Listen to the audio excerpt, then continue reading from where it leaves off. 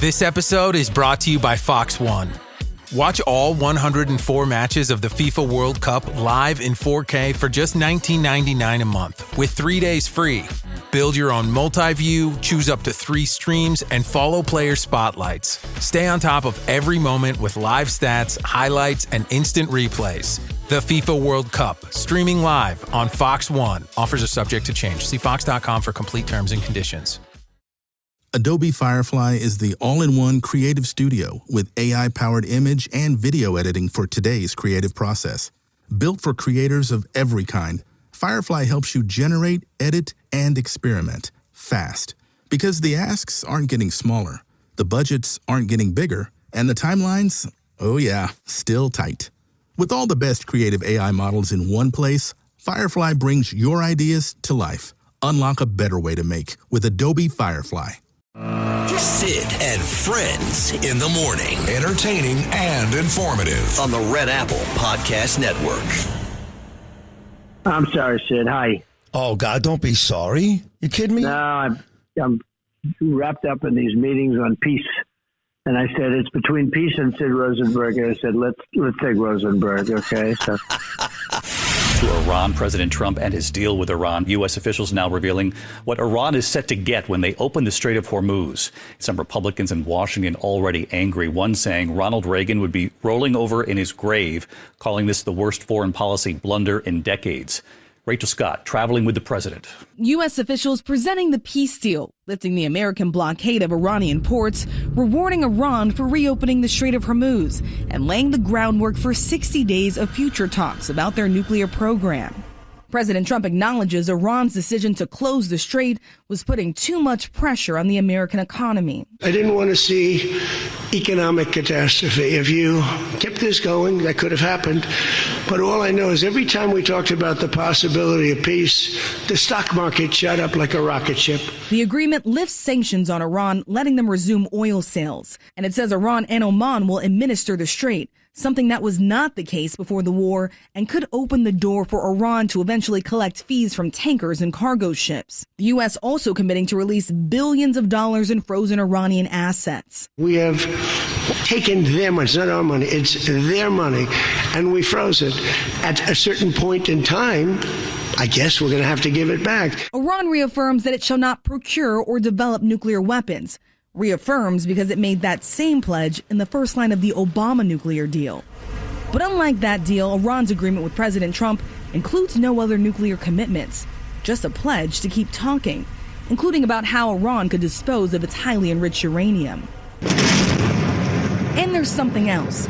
On day one of the war, the president vowed to obliterate Iran's ballistic missile program. Today, a reversal. They have to have some because other people have some. You got to have some. Missiles aren't the problem. Missiles are, they hurt a little location, but they don't blow up the planet. And David, one more thing. As part of these talks, the U.S. would help create a $300 billion fund to help Iran rebuild. The administration says this would not be taxpayer money, but some Republicans are outraged. Senator Bill Cassidy saying Reagan is rolling over in his grave, calling this the worst foreign policy blunder in decades. The Federal Reserve is holding interest rates steady, with the new Fed chair acknowledging the lingering economic effects of the war with Iran. Jared Hill has more. In his first news conference as chairman of the Federal Reserve, Kevin Warsh confirmed what many expected on interest rates. The committee decided to maintain the target range for the Fed funds rate, keeping rates steady at 3.5 to 3.75% for a sixth straight month. Economic activity is expanding at a solid pace, despite elevated uncertainty that owes in part to the conflict in the Middle East. Warsh, who's promised the Fed will act independently, noted the country is straddling a strong labor market and inflation that surged to a 3-year high as the U.S.'s war with Iran closed the critical Strait of Hormuz. President Trump Wednesday acknowledged the impact as he celebrated a deal to end the war. I didn't want to see economic catastrophe. If you kept this going, that could have happened. CBS News business analyst Jill Schlesinger says holding interest rates could be good for savers, but tough for people looking to borrow, especially as credit card balances go up. 13% of folks who are carrying credit card balances are what's called delinquent, meaning they've had a tough time in the last 90 days. And that's a number that we have to keep an eye on, because if that starts to go up, and or if the labor market starts to slow down, people are going to have more and more trouble keeping up. President Trump selected Warsh to lead the Fed after Jerome Powell's term ended. Wednesday, Warsh announced a new task force to probe how the Fed communicates and analyzes data. With the aim of giving policymakers more accurate, relevant, contemporaneous, and perhaps most important, actionable information. Another change under Warsh's leadership, no forward guidance or hints at how the Fed could move in the future. While the president was overseas, the vice president, JD Vance, spent part of the day on Long Island, touting the administration's crackdown on crime and fraud. He spoke to a group of supporters in Bethpage and called on voters in New York's 3rd Congressional District to vote Congressman Tom Suozzi out, saying that he's against public safety, crime, immigration, and taxes. November, I think we've got a very simple request. If Tom Suozzi is going to vote for Nancy Pelosi, why don't just send him back home with Nancy Pelosi and send a real American to represent this great district? The vice president comes across as a phony, as amateurish, as childish, as inexperienced, and tone deaf to what the problems are. Suozzi also said the vice president turned what was supposed to be an official visit into a political event.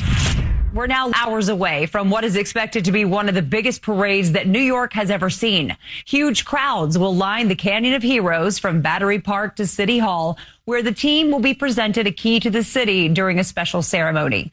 The NYPD is planning its largest security operation ever for a pre-scheduled event, deploying more than 10,000 officers.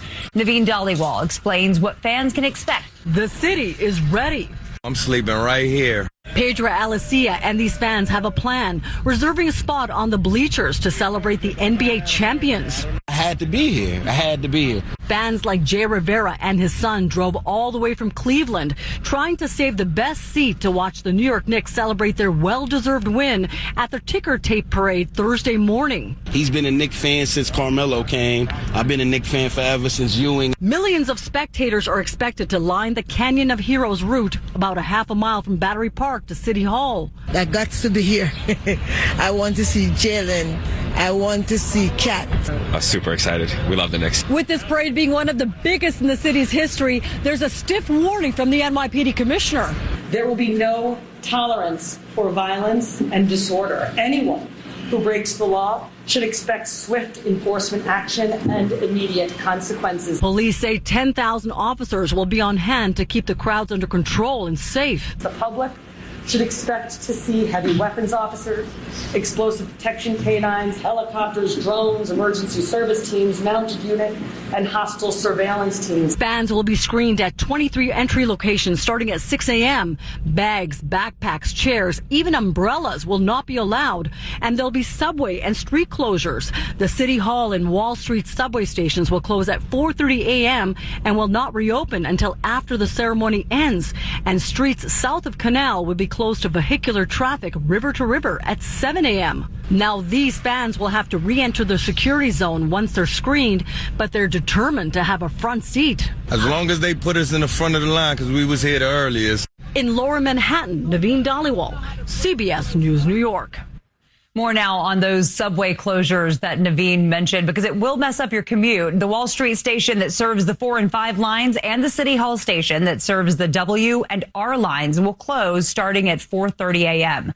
Several other stations, including Fulton Center and Chambers Street, will be open, but some entrances and exits may be closed due to security. The floats that will travel along Broadway are getting their final touches. Bond Parade Floats is a family-owned business in Clifton, New Jersey. Employees there tell us they'll be working late into the night to make sure everything gets done. Will be the biggest sports parade you'll ever see. I can promise you that. This isn't even work. This is a treat. You know, it's not like any day you can say, oh, you know, I'm working on the Knicks float. This one's going to be probably the best of the best. That's the spirit, and so they will move the 12 finished floats into position at the Canyon of Heroes. You're listening right now to Sid and Friends in the Morning on Talk Radio 77 WABC, because you do that every day. And you do it in very, very big numbers. I know that because I get the weekly ratings from Nielsen every Friday. And we blow away the competition. So you're listening right now in big numbers because you want to hear me, and not just me, but Noam and Justin and Joe Nolan, and, of course, my main man, Lou Ruffino. Tune in every morning to hear all of that, and this is a big day. This is a big New York day, the parade, but the miracle of modern technology is you're listening to me right now, and I'm not here. As you guys well know, because, again, you listen every day, I'm on my way to Tel Aviv. I got a big speaking engagement at jns.org, second annual International Policy Summit. Now, it's a 3-day event. It kicks off Sunday night with our ambassador, Mike Huckabee, and Israeli Prime Minister Bibi Netanyahu. I'll be with Bibi on Sunday, and I'm looking forward to that conversation. And it ends on Tuesday night, and the very last block of speakers, when they close it out on Tuesday night, includes me. It's a big honor. They got me closing it out. It starts with Bibi. It basically ends with Sid. I think Mark Levin may be part of that crew as well. So it's a big deal. I'm on my way. But, of course, this morning is a huge deal here in New York City. And I talked yesterday about how I'm kind of nicked out. And I was yesterday. You know, one day this week, the Knicks were on every single television show in the city and across the country. Just like JD Vance did, folks, on Tuesday when JD was on The View, and Gutfeld and Megyn Kelly and The Five. He was everywhere promoting his new book. The Knicks, I guess it was Monday, were on the Today Show. In the morning, the Tonight Show with Jimmy Fallon. At night, NBC loves the Knicks. And we've been talking about the Knicks, as we should be doing, because that is the biggest story in New York, and really the only story people care about. You know, we cover the Iran situation a lot, and hopefully tomorrow, Friday, there'll be enough detail to really come up with a real sense of how good or bad this deal is. And people do care. And we talk about politics in this city and the mayor and the governor and Blakeman's been on and all that. But the biggest story by far, and the one that everybody's talking about and everybody cares about, is the Knicks. So, as I said last week, I don't care what type of talk you do. I don't care what the genre is, news talk, politics. I don't care if you're Elvis Duran this morning on Z100 or Jim Kerr this morning on 104.3. You're talking Knicks. You're talking Knick Parade. There's a very good chance that in about 4 hours, actually less, in a couple of hours, they'll start to show up in masses. They're already there. You'll have 3 to 4 million people in Lower Manhattan to celebrate our first championship in 53 years. Now, will it be the biggest one ever? I don't know. Noam talked about this yesterday, that there were other parades that garnered up to 4 million people. The Walk on the Moon, I think, was one of them. I don't know. I know that in terms of sports, the biggest one is usually the Yankees. And the Yanks, who haven't done it in 17 years, since 2009, usually get upwards of about 2.4 million. Not 3, not 3.5, certainly not 4. But today is different. As I talked to you all week long, I've said it 1,000 times. You're probably tired of hearing it. You know, the Mets and Yankees split the city. More Yankee fans, yes, but they split the city. The Jets and Giants, they split the city. More Giant fans, yes, but they split it. There's no split in basketball. Rangers and Islanders, same thing. There's no split in basketball. It's all Knicks. There's like 9 guys rooting for the Brooklyn Nets. Like 9. It's all Knicks. It's not a split city when it comes to basketball. Everyone loves the Knicks, even Net fans. So this morning, and it's already happening as we speak, it's going to be a madhouse in Lower Manhattan. And then, of course, after the parade is over, you've got the ceremony at City Hall. And that's when our douchebag mayor, Mayor Smiley Mamdani, Jihad Boy Mamdani, as if he knows anything about the Knicks or this city, singing New York, New York a couple of days ago, I wanted to kill myself. That's when he's going to give the keys to the city to the Knicks. And if that's not going to be vomit-inducing, I don't know what is. Now, I know he's probably on, as I'm talking right now, on Hot 97 screaming, inshallah, inshallah. This will be a great day in New York, inshallah. We'll have 4 million people in Lower Manhattan, inshallah. We'll be safe all day because of Jessica Tisch and the NYPD, inshallah. I love when Greg Kelly gets on Jessica Tisch. Greg makes me laugh. He goes, you see all these Knicks celebrations, setting cars on fire, beating up cops, fights in the street.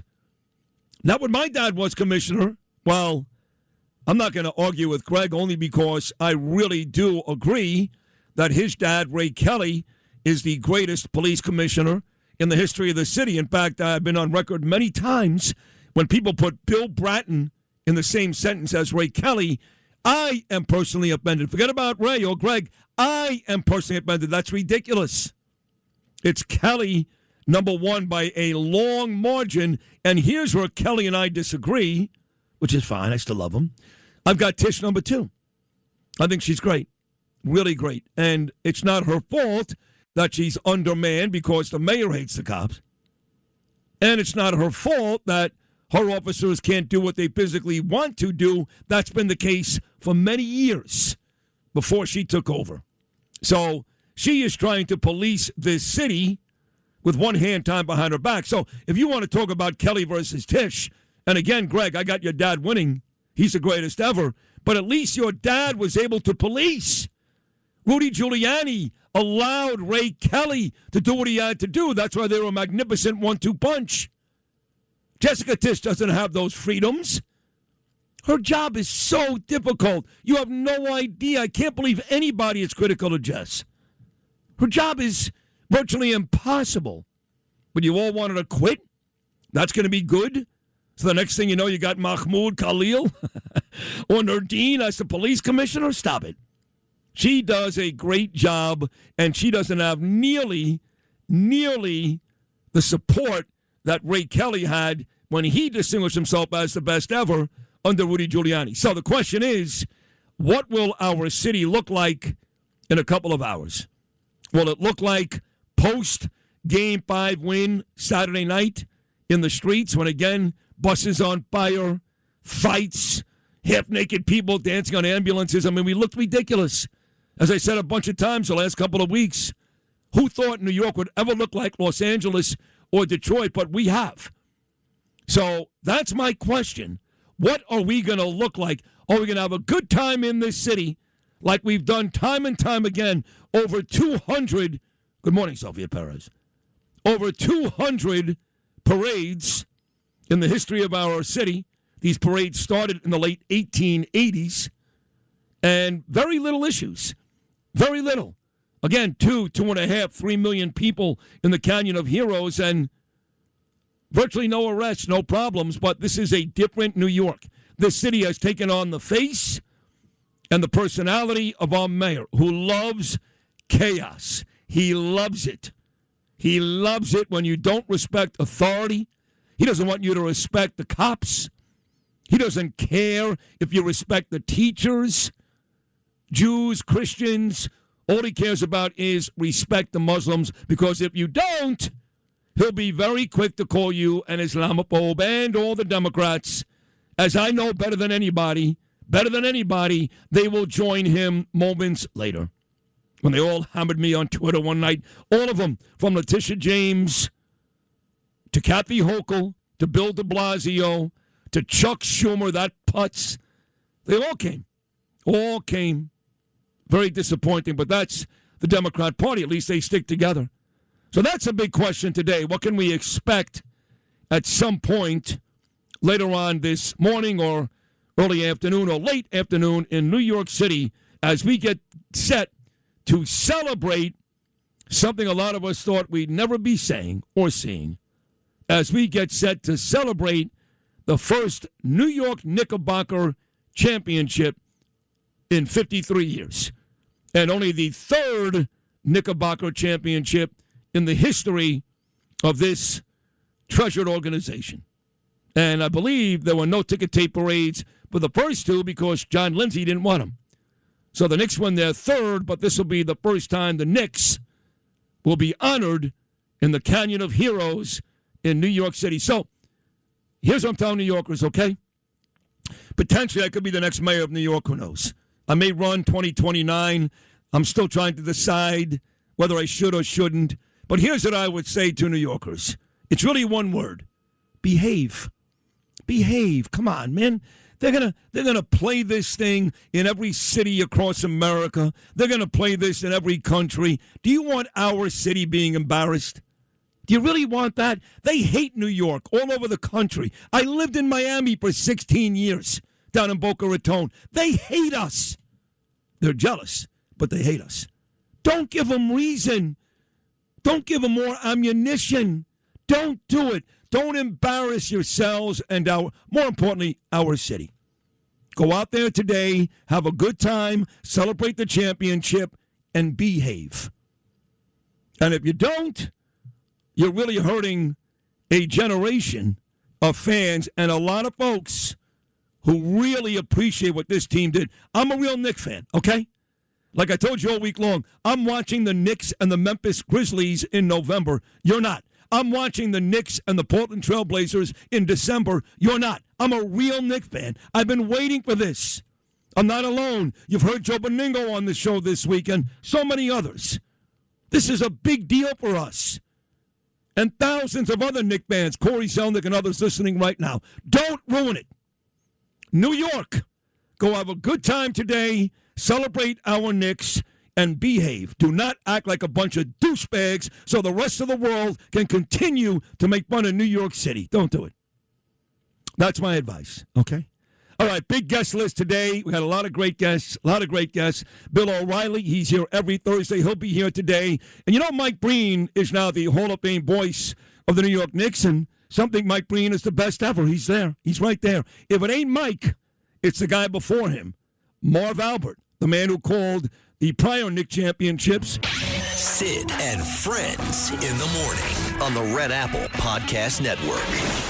If Sid is on his way to Israel this morning, you're going to hear a lot of them this morning, though, so make sure you stay tuned all morning. Coming up soon, it's going to be the former Villanova coach, Jay Wright, who was instrumental in the players who took the NBA Finals, the Knicks who won it all on Saturday night. And so we'll hear from him about the excitement he has, of course, for this big parade that's going to get started in about 4 hours from now, 10 o'clock this morning.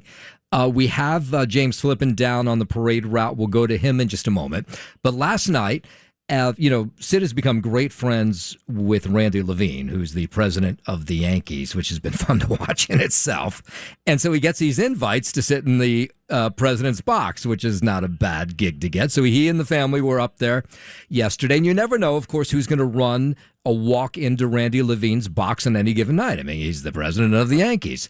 And so who was there last night? Of course, it was members of the Knicks who've just been everywhere. I mean, everywhere you look, they've been the last couple of days. And of course, because they are superstars right now. So you had Josh Hart and Jalen Brunson walked into the suite. I mean, Sid's head must have exploded. I mean, I would have. I mean, these are the biggest stars in America right now. And there they are standing in the suite next to him.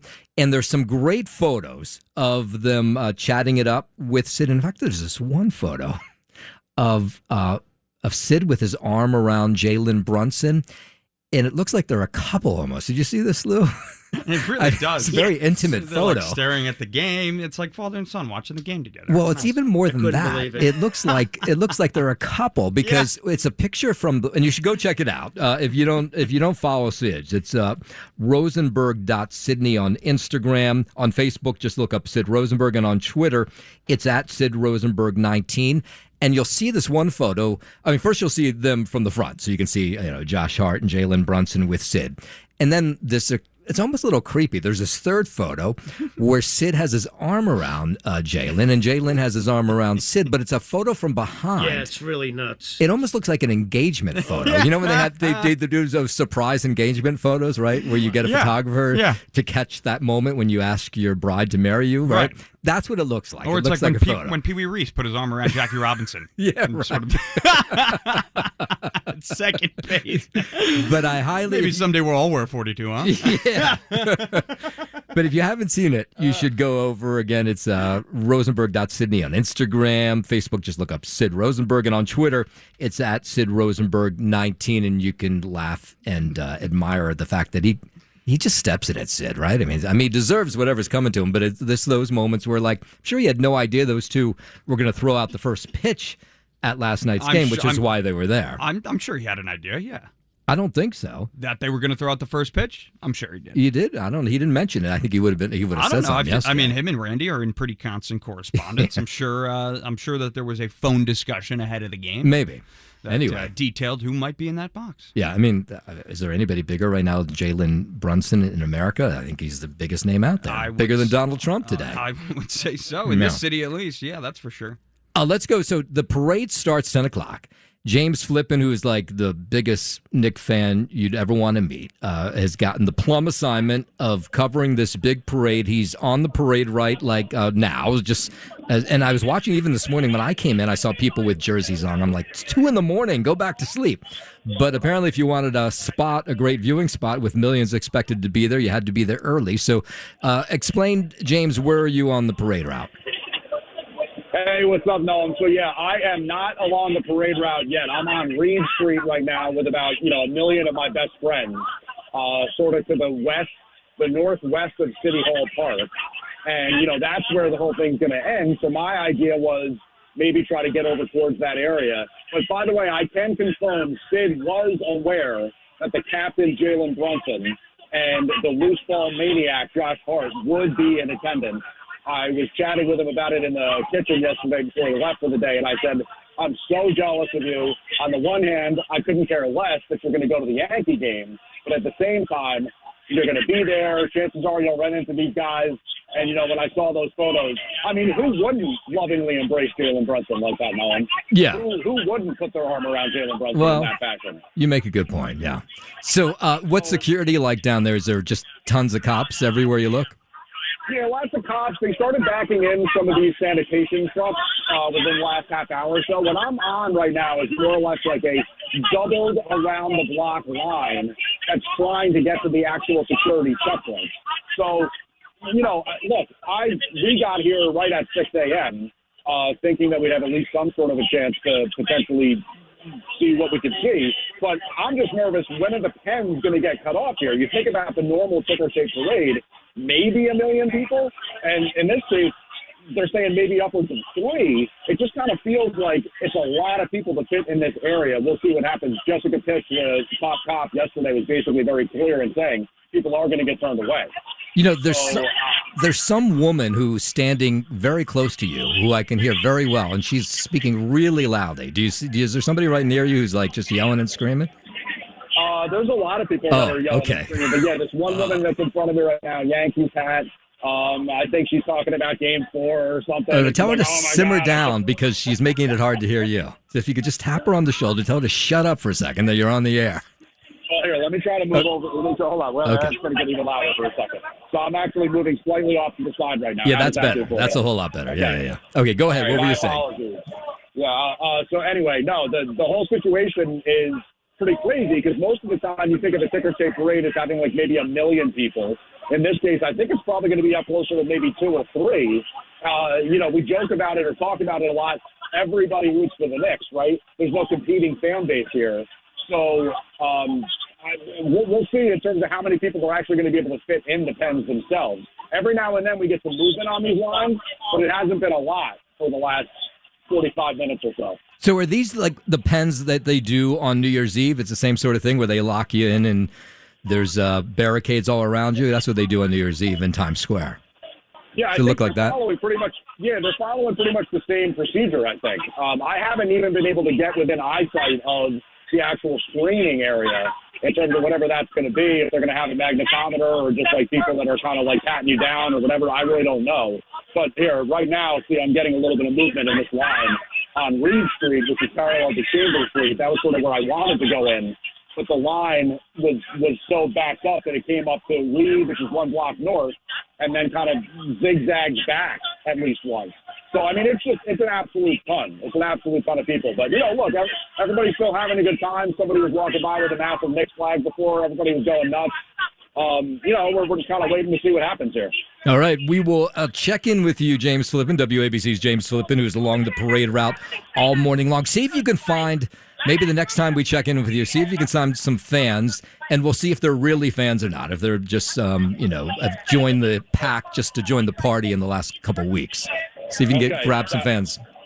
Sounds good. Will do. WABC's James Flippin along the parade route for us this morning. This is Sid on Sports. Sponsored by Peerless Boilers on 77 WABC. Justin Ellick here with your sports update, sponsored by Pete Morgan and Peerless Boilers. Go to peerlessboilers.com to find a deal near you. Peerless Boilers, the world's best built boilers. Talk about it all morning. Obviously, the New York Knicks championship parade getting going 10 a.m. down the Canyon of Heroes. If you're not there already, you're not going to make it. So just cut your losses and stay at home. Make sure you're not flying a drone over that parade either, as that's not allowed. So, I don't know. Watch it on TV. Watch it on social media. You'll see all the highlights. Out in the Bronx, Cody Bellinger hit an early homer and finished a triple shy of the cycle. Paul Goldschmidt homered for the third time in 4 games, and the surging Yankees used another big inning to beat the White Sox 10-5, taking the first 2 games and the series from Chicago amidst a 3-game set. After Jalen Brunson and Josh Hart threw out ceremonial first pitches to continue the celebration for the NBA champion Knicks, the Yankees won their 4th straight, and for the 9th time in 13 games since losing star slugger Aaron Judge, and definitely with that fractured right rib. New York also equaled its largest lead atop the AL East by moving 3.5 games ahead of Tampa Bay. Jazz Chisholm Jr. became the 5th Yankees player to reach double-digit homers this year when he went deep in the 7th for a 10-3 lead. Jose Caballero added a 2-run single in the 5th, and Volpe hit an RBI triple in the 2nd. Ali Sanchez contributed an RBI single in the 2nd and reached base 3 times as well. Carlos Rodon allowed 3 runs and 7 hits in 5 innings against his former team. The lefty struck out 7 and walked 1.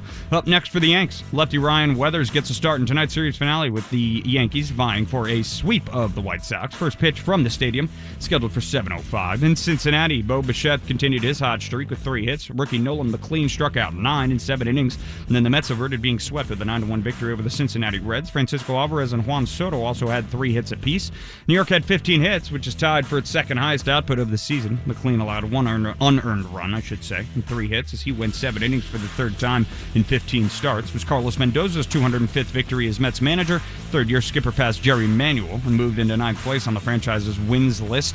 Up next for the Mets, the lefty Sean Manaea will start tonight's series opener of a 3-game series in Philadelphia. First pitch against the Phils scheduled for 6:40 p.m. The 126th U.S. Open Championship set to get underway at the historic Shinnecock Hills Golf Club in Southampton later on this morning in about an hour. Your defending champion J.J. Spaun, he goes out at 8:14 with your betting odds favorite this year, Scottie Scheffler, number 1 golfer in the world. And to kick things off at 7:52 in about an hour and 3 minutes, it's Rory McIlroy, Ludwig Heiberg, and Tommy Fleetwood. And tomorrow afternoon at 3 p.m., Team USA picks up their World Cup action as well against Australia. That is your sports, sponsored by Pete Morgan and Peerless Boilers. Go to peerlessboilers.com to find a deal near you. Peerless Boilers, the world's best built boilers. I'm Justin Ellick on 77 WABC. I wrote a little song to remind you, Choice Hotels get you more of the experiences you value.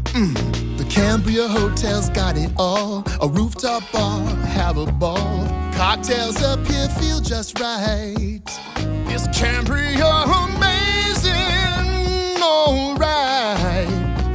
Bring a date, your team, or even your mom. Book direct at choicehotels.com. See you on the roof. Sid and Friends in the morning on the Red Apple Podcast Network. You got to thank Jay Wright. Now, Jay Wright, of course, was their coach in college at Villanova.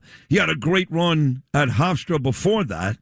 And I got to know Jay very well. My very first ever TV appearance, very first ever, included Jay Wright. He was at Hofstra at the time.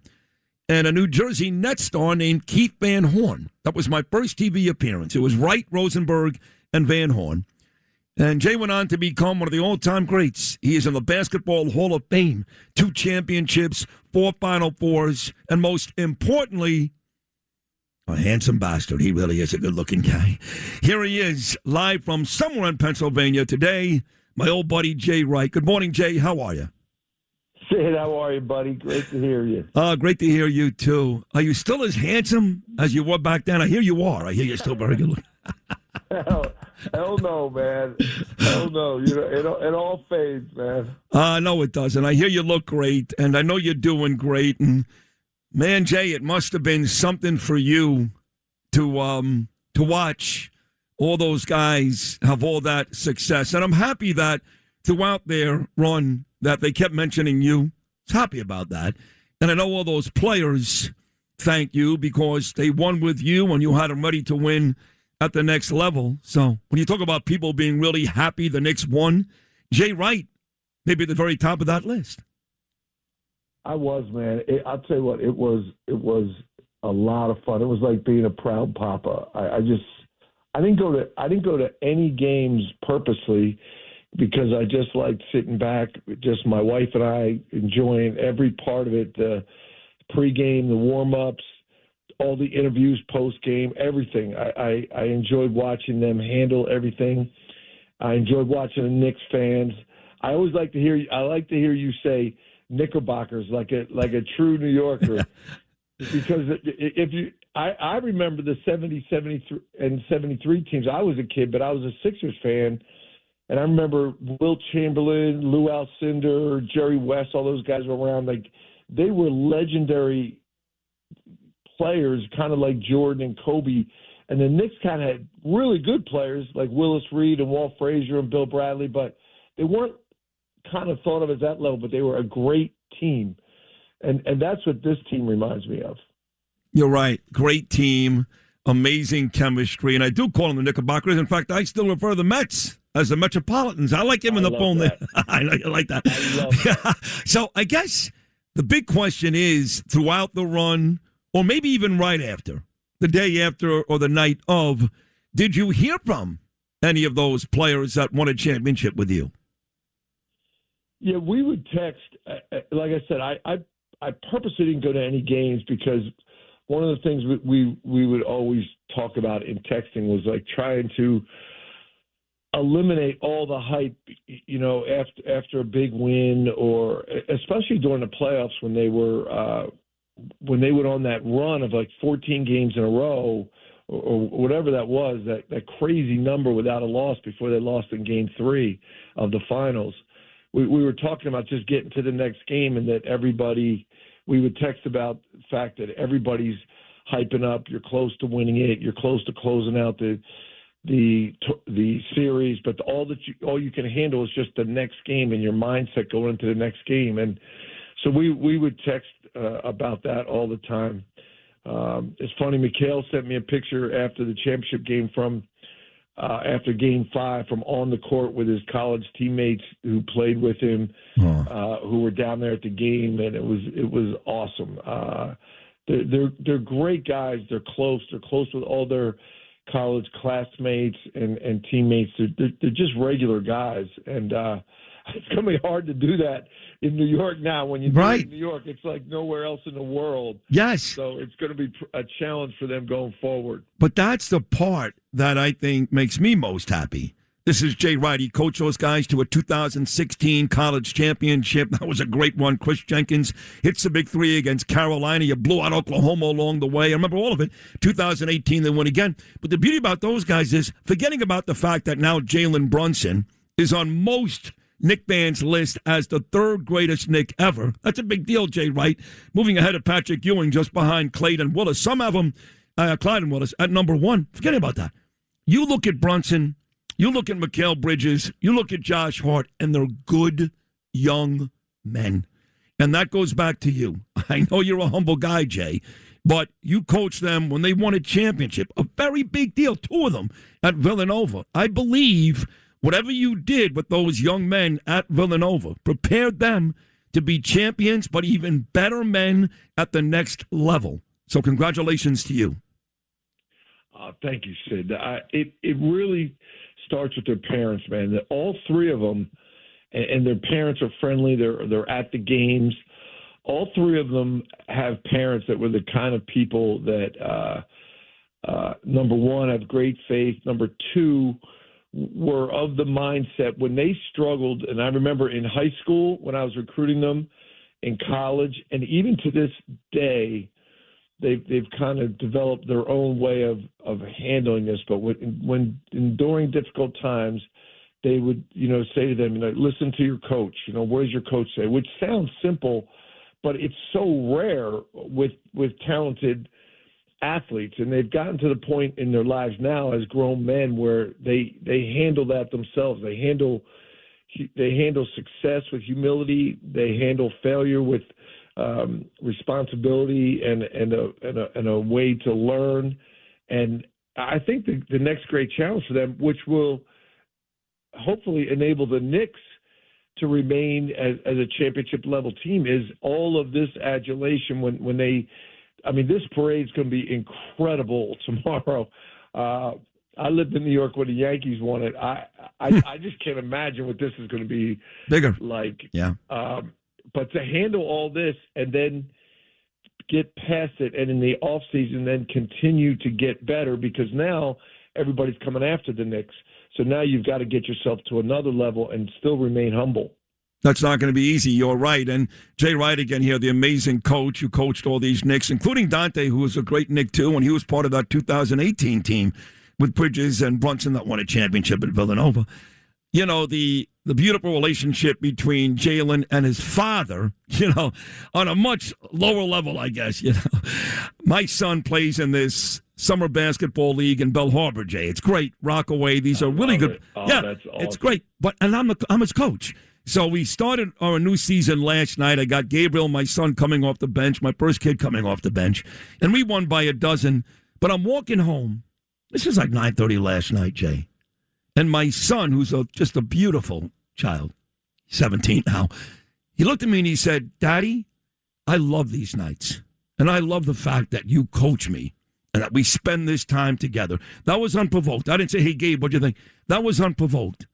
And that was probably a very similar conversation between me and Gabriel last night that Jalen and Rick had, but on a much bigger scale. They won the NBA championship, right? No, you're exactly right. And that is what coaching and parenting is all about, is that moment right there that you just articulated. It's just those moments there are worth everything for you. And to know that you've instilled that in your son, and he's probably going to do the same thing one day. And that's exactly what Rick, and even though it's on another level, it is exactly what Rick and Jalen share. And I know what Rick takes great pride in. It's funny, Rick and I text, and we just had a similar text, and it just ended with Rick saying, "Same old Jalen," meaning just he's still a regular kid, he's still a regular guy. He's not being affected by it. And I know that's what Rick takes the most pride in, and that Rick could be that kind of father. I mean, Jalen could be that kind of father one day too. Yeah, 100%. Now, I think I heard you say with my dear friend Joe Beningo, who used to be my midday partner when you were at Hofstra. I want to get to that quickly at the end. And he's on this show now once a week with me, even though he's still at the Fan. They let him come on here because he's so good. He loves politics too.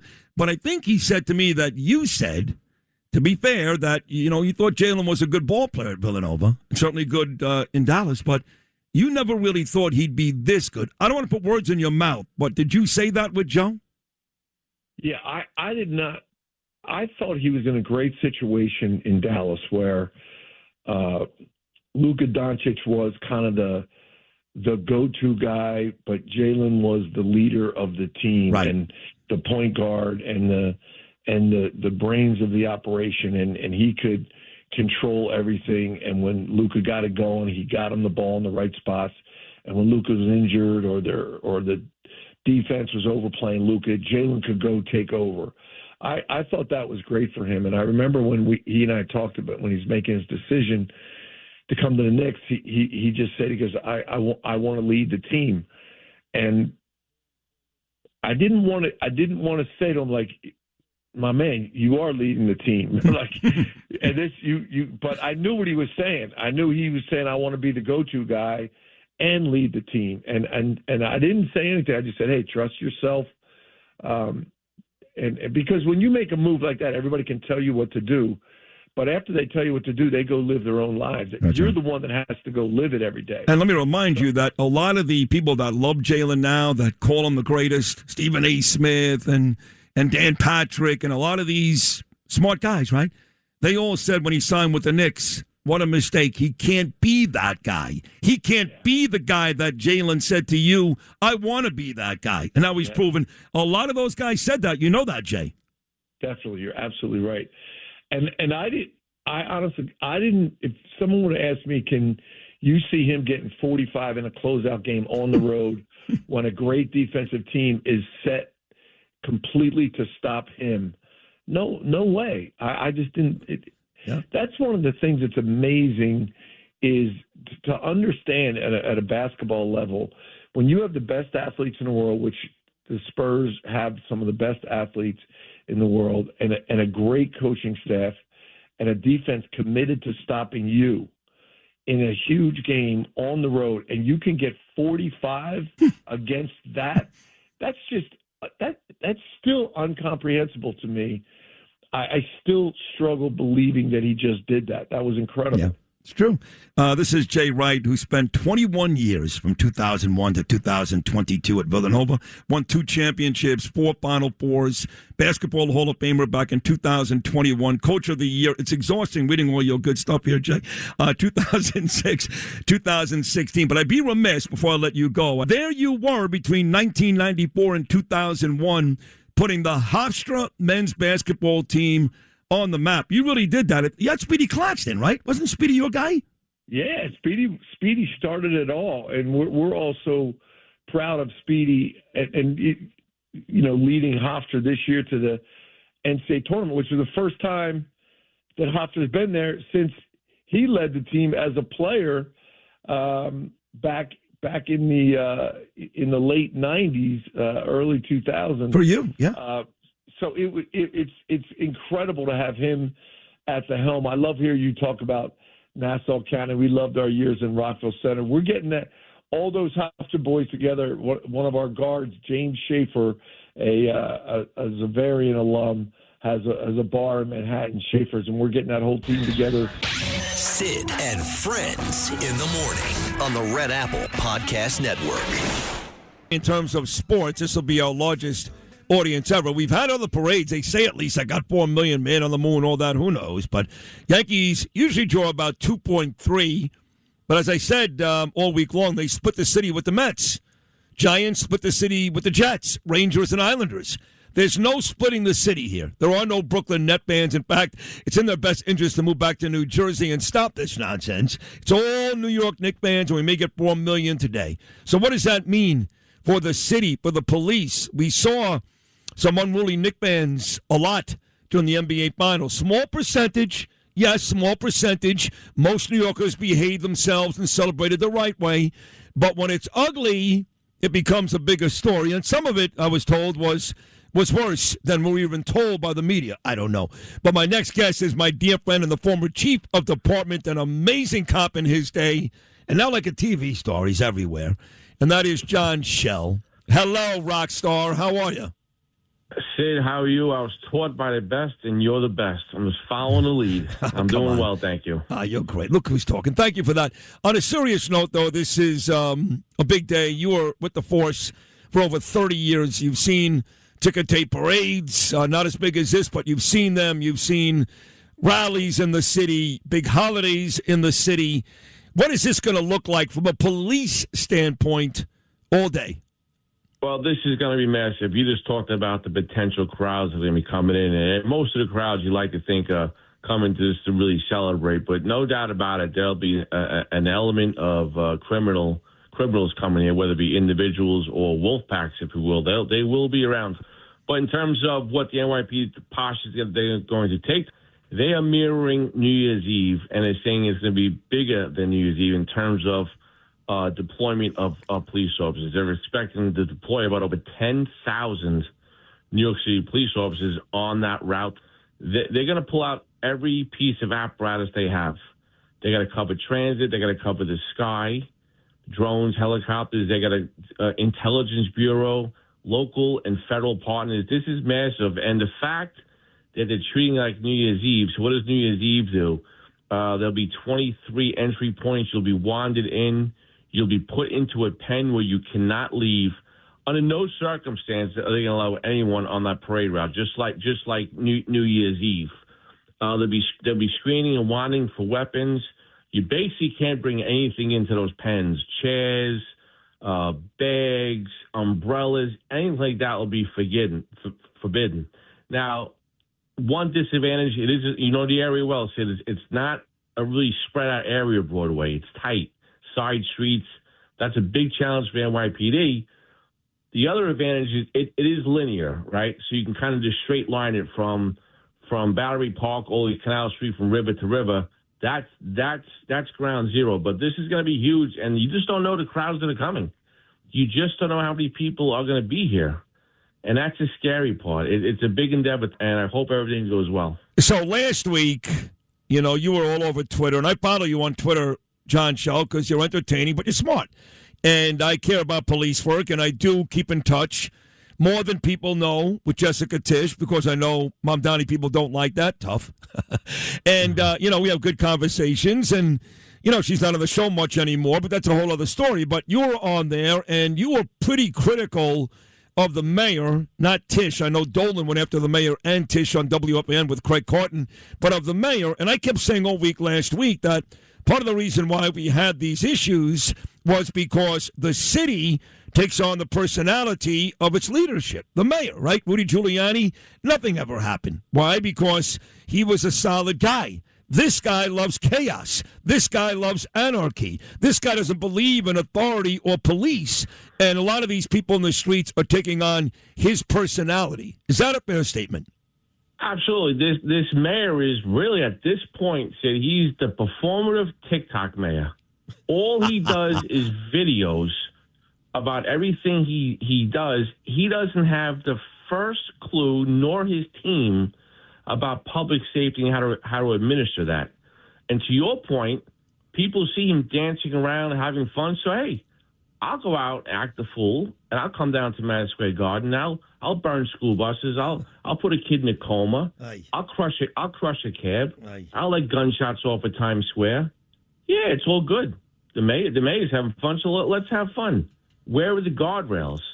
Thank God he's got Commissioner Tisch and that team up there and the best cops in the world to try to do the best they can to mitigate the nonsense that went on after the Knicks game. And today, hopefully they can do the same. Why do you think, John, a couple more minutes, we'll let you run. You're so good.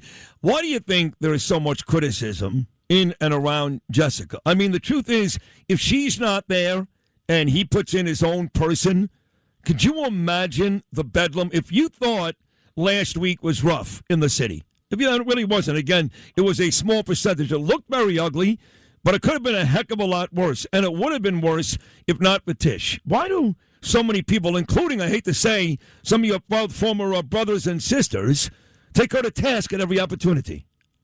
It's foolishness. Okay, first of all, Jessica Tisch is smarter than all of City Hall combined. She's got a great team to combat crime and disorder. Democrats, socialists want crime and disorder to the extent that they don't want to hold anybody accountable. No one's a bad guy. No one belongs in jail. Oh, they're just having fun. And he can't control the commissioner because he needs her. Now, the next person he brings in, whoever that might be, when that might be, is going to be a complete socialist style of policing. And when you mix socialism with public safety, do you know what you get? You get school buses burning. That's what you get. Yeah, you do. So how frustrating is it, John? Again, this is the former chief of department, great cop over 3 decades, my good buddy John Chell, for the cops. You know, one of the issues with what happened outside of the Garden and Bryant Park last week was that, forgetting about buses and all those types of things, that's bad enough, but police officers came under attack. Every single night, a police officer was either punched, in fact, they were punched, spit in their faces. The officers became the bullseye, the target of some of these rowdy animals. And the officers, because you have no immunity and nobody in the city is going to back you outside of Tisch and people like me, so they can't do anything about it. How frustrating is that for the police?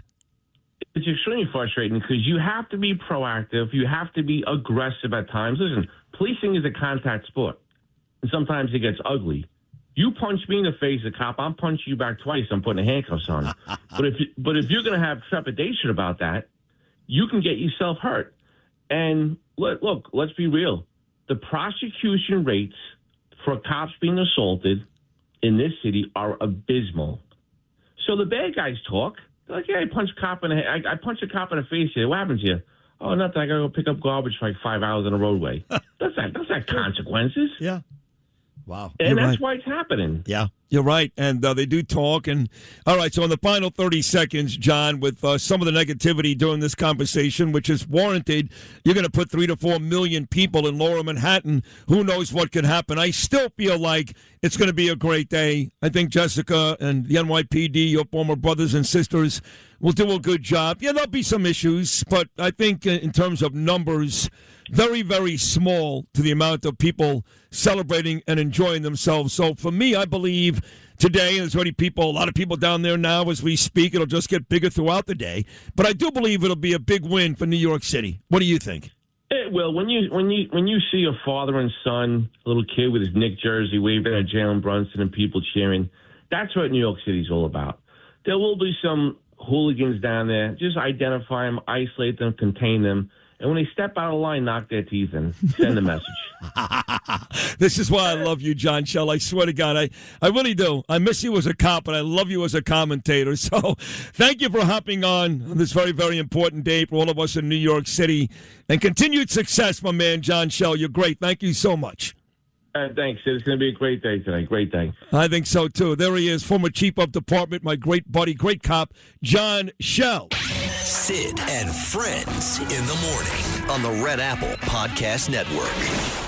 You know, I was telling somebody a couple days ago, I know that the Knicks are giving out championship rings to a lot of people that didn't play, like family members, and there are 2 guys in particular. You might think it's funny, but I'm being deadly serious, that I think deserve rings this week, today. One of them is, believe it or not, the former coach, Tom Thibodeau. I know Mike Brown got us over the top, and Mike Brown will now forever be a part of iconic New York sports history. Just him and Red Holtzman. But Thibodeau set Mike Brown up for success. That's what I believe. The other one is Marv Albert. I know Mike Breen is the best in the business.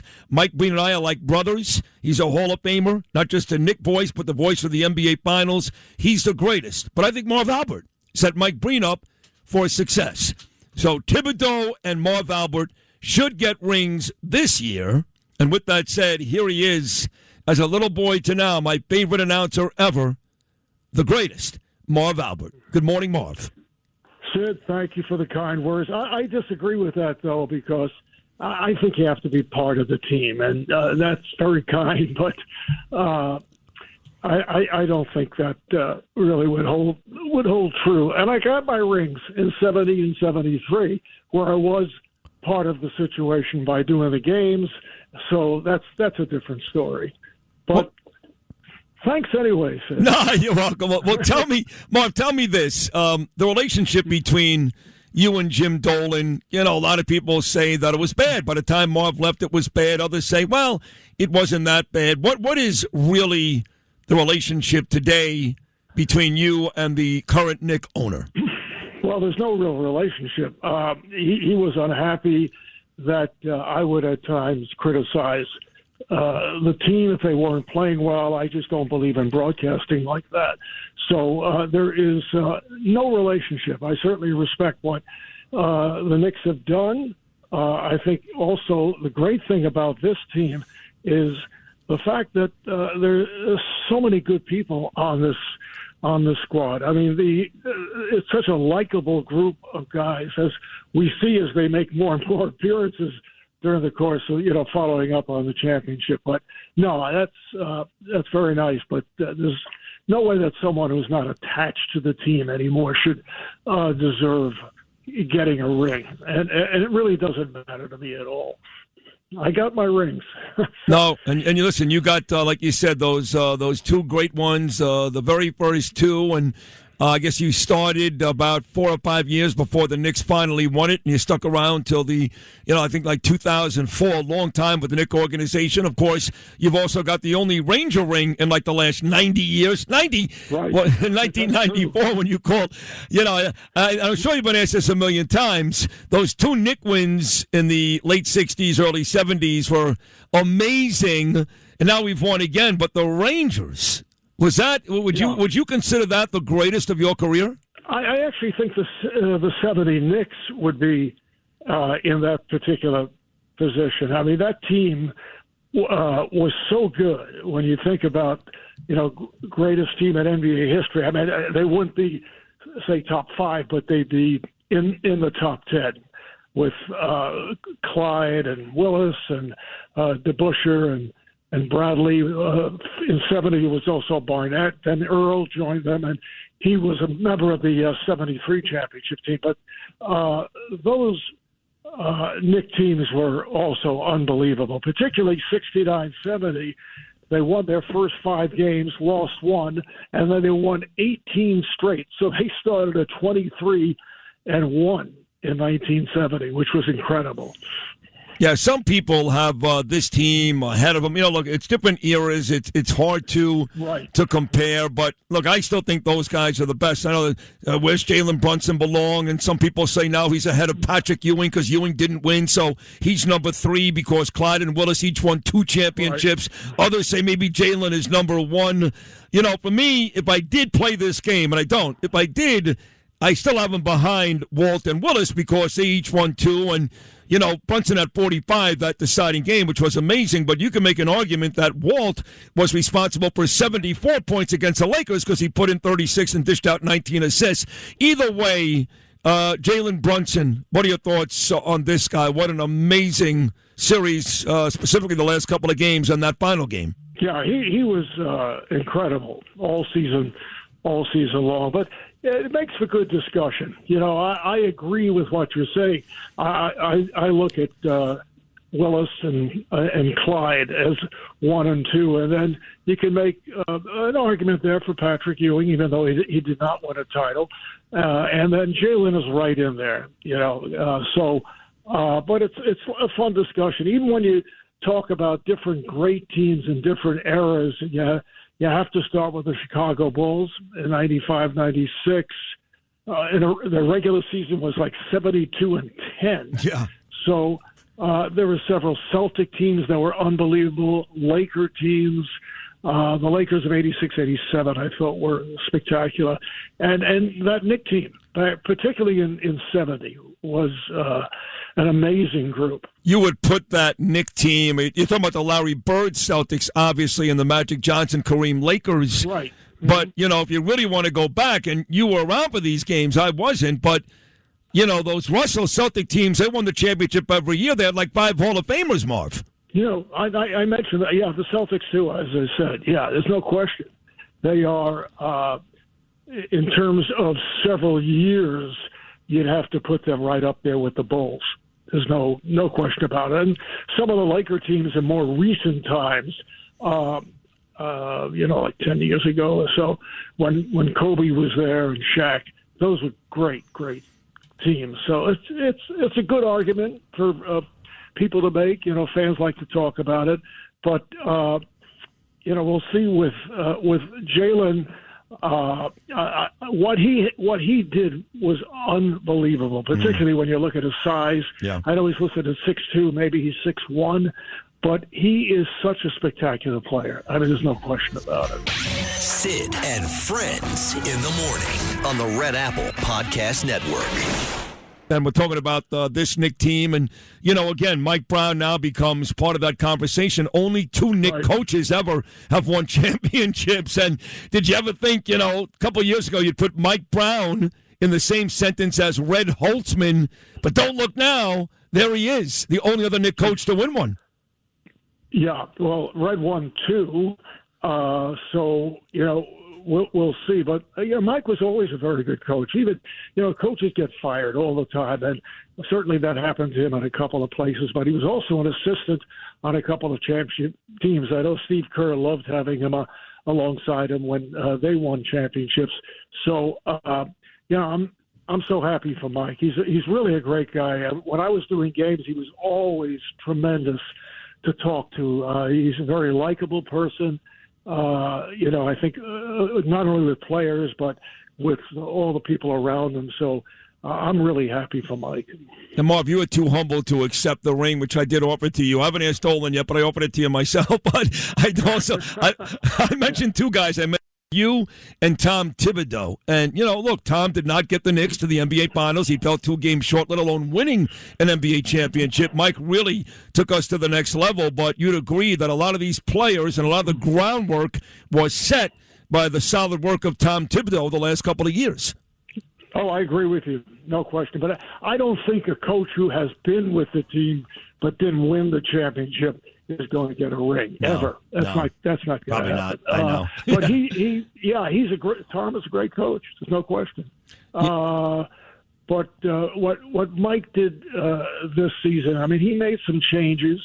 He played more people, and you're not going to give a coach from previous years a ring just because they helped develop a team. Yeah, you just can't do that. No, I know, but I just kind of kidding, but not really, because I do want to put out there that I do appreciate what Thibodeau did the last couple of years. And you're right, Mike was better. He played more guys, right? Thibodeau was very stubborn about his bench, and it turned out working out well, because that Knick bench, you look at what they did, individually at times in this series, from McBride to Mitchell Robinson to Chandry, to Landry, I should say, to Alvarado, how big he showed up. So, he was terrific. Yeah, in spots. I mean, he was able to. He's pretty amazing in what he was able to do in very short periods of time. He was a tough kid. Yeah. Very tough. He was, and even Brooklyn. Yeah, Brooklyn, that's right. Even Jordan Clarkson. So he actually had 10 guys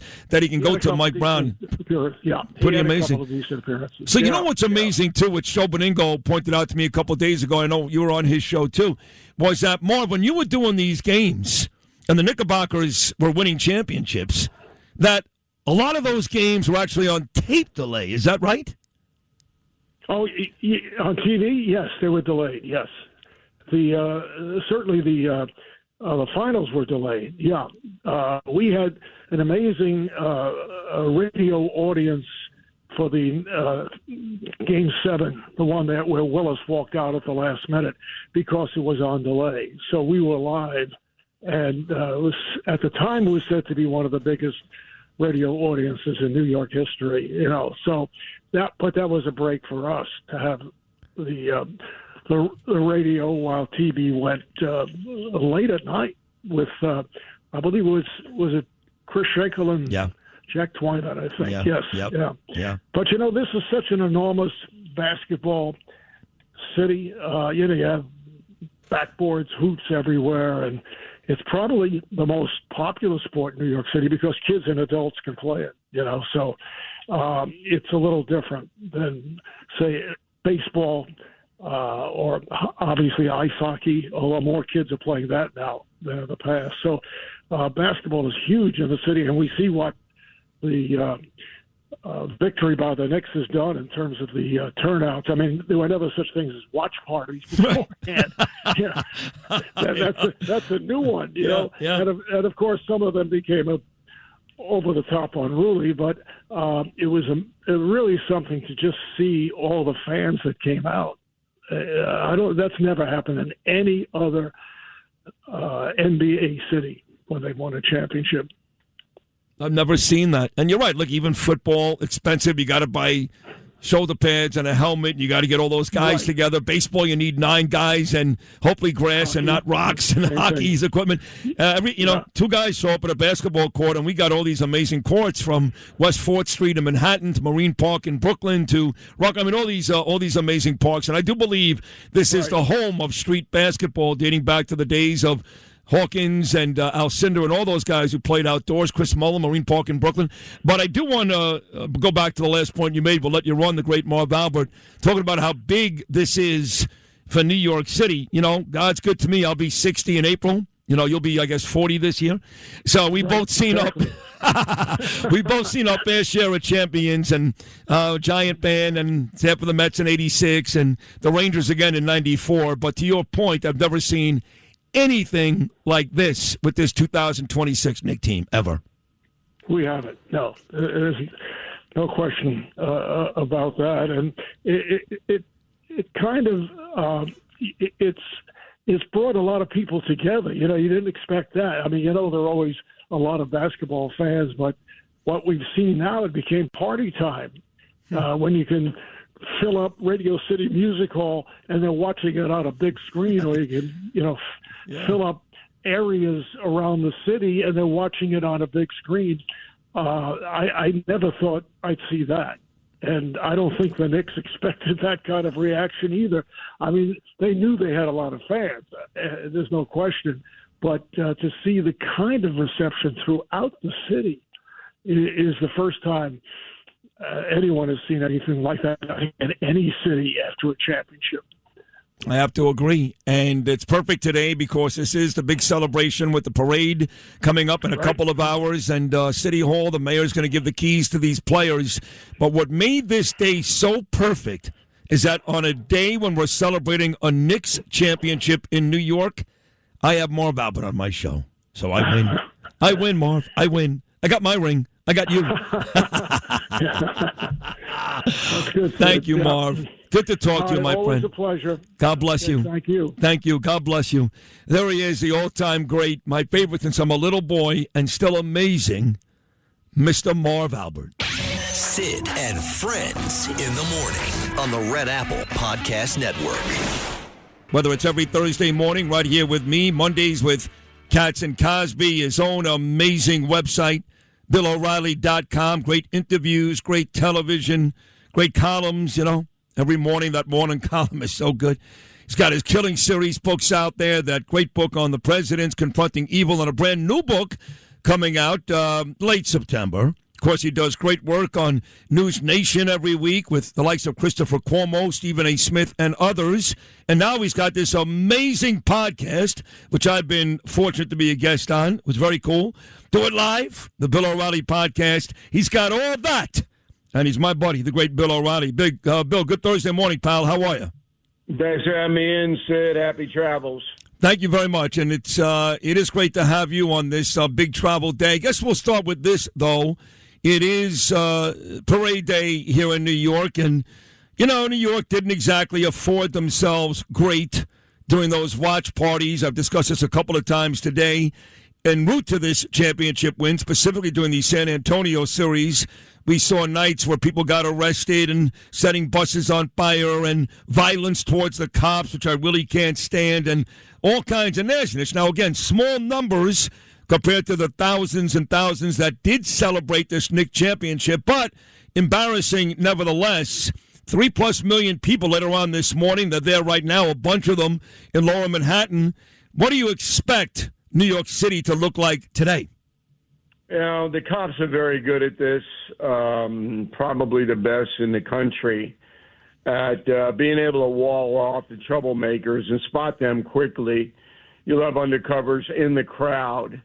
You will have anarchists, and they will be bussed in from other parts of the country to cause trouble specifically, because that's what they do. They do it everywhere. So I expect that NYPD knows that and is going to flood the zone with plainclothes people, and they'll pluck them out of there very quickly when they start to break the law. And my instinct tells me there'll be a few incidents, but it'll come off pretty well. I hope so. I think you're right, too, and it should. I mean, look, I hate to start with the negativity. I've done it a couple of times already today, but the truth is this is a great day for real New York sports fans. And, Bill, I've seen you many times right downstairs at Madison Square Garden at Knicks games, and So many great Knicks fans, friends of mine. Corey Zelnick, a friend of both of ours. He's there every night for the past 20 years. He's there in November when it's freezing and the Knicks can't win a ball game. So to see this championship actually play out, first time in 53 years, and the first parade ever, too, for the Knicks. Don't forget, the first two, John Lindsay, did not have a parade. So this is the third Knicks championship, but their first ever ticker tape parade down the Canyon of Heroes. This really is a great day for New York City, yes? Yeah. And it reinforces the power of New York and the passion of the city. Highest rated television broadcast of the NBA, I believe, in history. And there's no downside other than outside people trying to come in and get attention. That's the only downside to this. Because the city came together to root for the Knicks, and that's great for everybody. A morale booster in a time when we need morale. Yeah, we need good things to happen because there's an awful lot of bad things happening in the world. There really is, and that will turn our attention, Bill, to, I guess tomorrow we could expect the details about this Iran deal. You know, look, I'm a fervent Trump supporter. Call me a sycophant. Call me whatever you want. It's all true. I love the guy. I adore the guy. And, you know, he's done more for Israel than any other president. Truman is a very, very distant second. Very distant, okay? And he's done more for this country, most importantly, than any other president, in my estimation. And, you know, of course, you're the expert on presidents, but I love the guy. And I got to wait to see tomorrow what's in the details because I was quick to criticize what I've seen the last couple of days, and maybe it's got to give President Trump, you know, have some faith in him and see what's in the details, because it seems like most people, even Trump supporters like me, are quick to say what they've seen so far doesn't look great. What do you think? Well, it's not a good deal for Israel. I mean, that's not going to change. But what if somebody says to you, well, that may be true, but President Trump, while he has been great to Israel and him and Bibi have had a good relationship, I'm not sure it's so good today, that he's the president of the United States of America, not Israel. Correct. So Trump did what he felt was the right thing for the USA, tried to get Netanyahu on board, but Netanyahu has a legitimate point. He says, look, if we're attacked, we have to fight back. What are we supposed to do? Just sit there and let us come in like October 7th? And no, we have to fight back. And if this is a violation of an agreement, then that's too bad. And Trump is saying, okay, I understand that, but you've got to use restraint. And Netanyahu is not big on restraint. So there is that gulf there. But it's not a good deal for Israel because Israel doesn't get anything out of this. And Trump is not making a deal on behalf of Israel. He's trying to, A, save his administration, and B, he believes that having a good relationship with Iran by dangling all this money in front of them is better for the world, that they'll obey the treaty, if you want to call it a treaty or whatever, because they want to get paid. And that's how he structured the deal. Look, the deal comes down to the dust, as he likes to call it, which is the uranium. If we don't get it, then the deal failed. And he's already addressed that and said, well, I'll tell you what, if they don't do what I want them to do, then I'll bomb them again. I'll bomb them over their heads. I'll keep bombing them. So he's made that point. He's been straight up about that. The question is, and I think it's a fair question, how do we get the dust? I mean, do we really expect Iran to turn it over because they say they will? I mean, come on. Or are we ready, willing, and prepared to send our people in there to get it? So that's been my main question. Not that I don't have faith in President Trump. He deserves it, right? He's been a great president. I love him. But if this really comes down to the dust, the uranium, their ability to make nuclear weapons, well, how are we getting it? That's my question. Well, the easy way would be to have weapons inspectors go in and then pinpoint what the violations are on Iran. And now that the United Nations is involved, they have to certify this agreement. The UN does. That shouldn't be a hard thing to do. But I don't have a lot of confidence it's going to happen, Sid. You don't have a lot of confidence? No, I don't. So then what do you think happens? He got 60 days, President Trump, to iron out the details, and I think at the end of 60 days, you'll have another 60 days. So we're just going to keep... I don't think the Mullahs are ever going to cooperate. No, I don't either. In fact, that's a guarantee. So then you're looking at one or two choices here. Either you go in and take it, which I think we should have done that anyway, or we're right back to where we were, which is bombing them again. Yeah, bombing is the more likely scenario because American people don't want American ground troops there. And that's understandable because there'd be resistance and there'd be a fairly high casualty count. So bombing, but they need Israeli intelligence, they being the United States, to say, you got to hit here, here, here. Because Mossad is really the primary driver of information coming out of Iran, not the American CIA. We have a presence through the Swiss embassy, but Mossad is much more involved in figuring out where stuff is. But I have to say, I'm an honest man, you know that. This isn't the greatest deal Donald Trump has ever made. Well, I think that most people would admit that, but the question becomes, is it not the greatest deal or is it a bad deal? I mean, again, I think we still have to wait and see, what the details look like, which looks like will be available tomorrow. But, you can live with it's not the best deal he ever made, but you really can't live with a bad deal. Sid and Friends in the morning on the Red Apple Podcast Network. BillO'Reilly.com. Great interviews, great television, great columns, Every morning, that morning column is so good.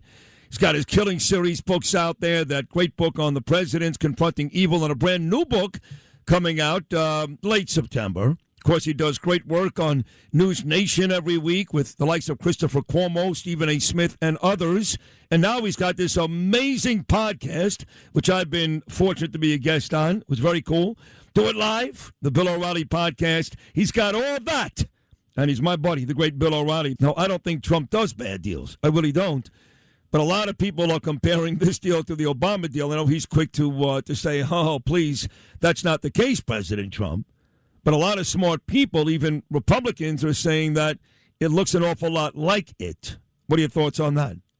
Well, nobody's going to know if it's a bad deal until the end of this year, because then that's when everything will start to kick in.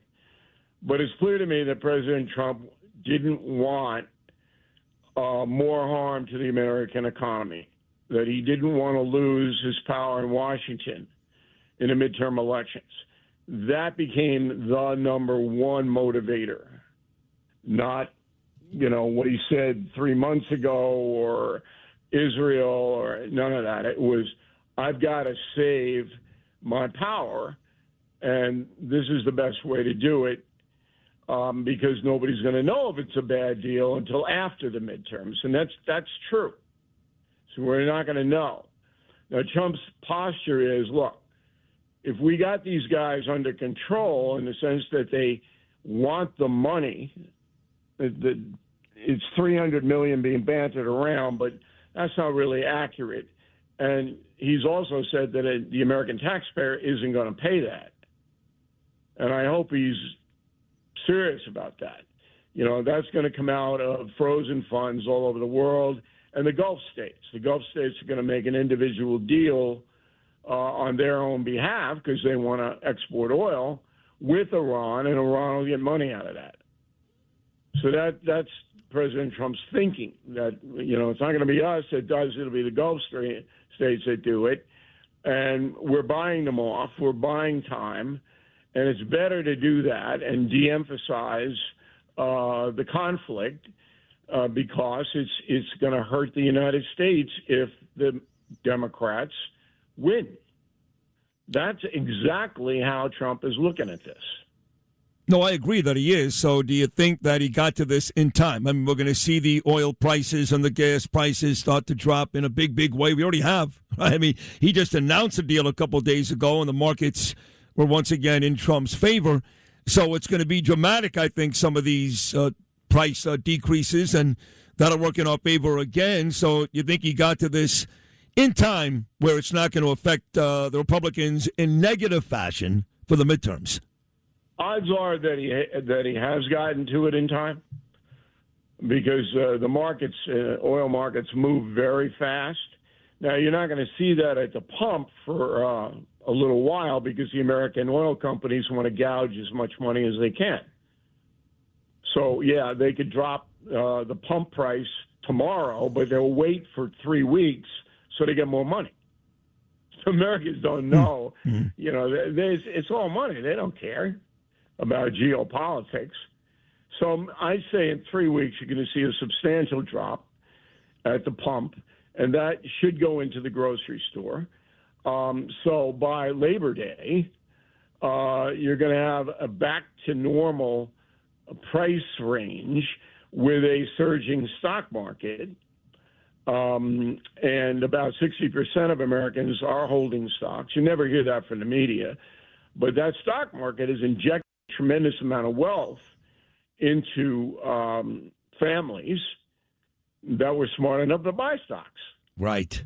That's all true. Yep. And if you're not going to buy stocks, how are you going to participate in the capitalist economy? Well, I don't know. Right.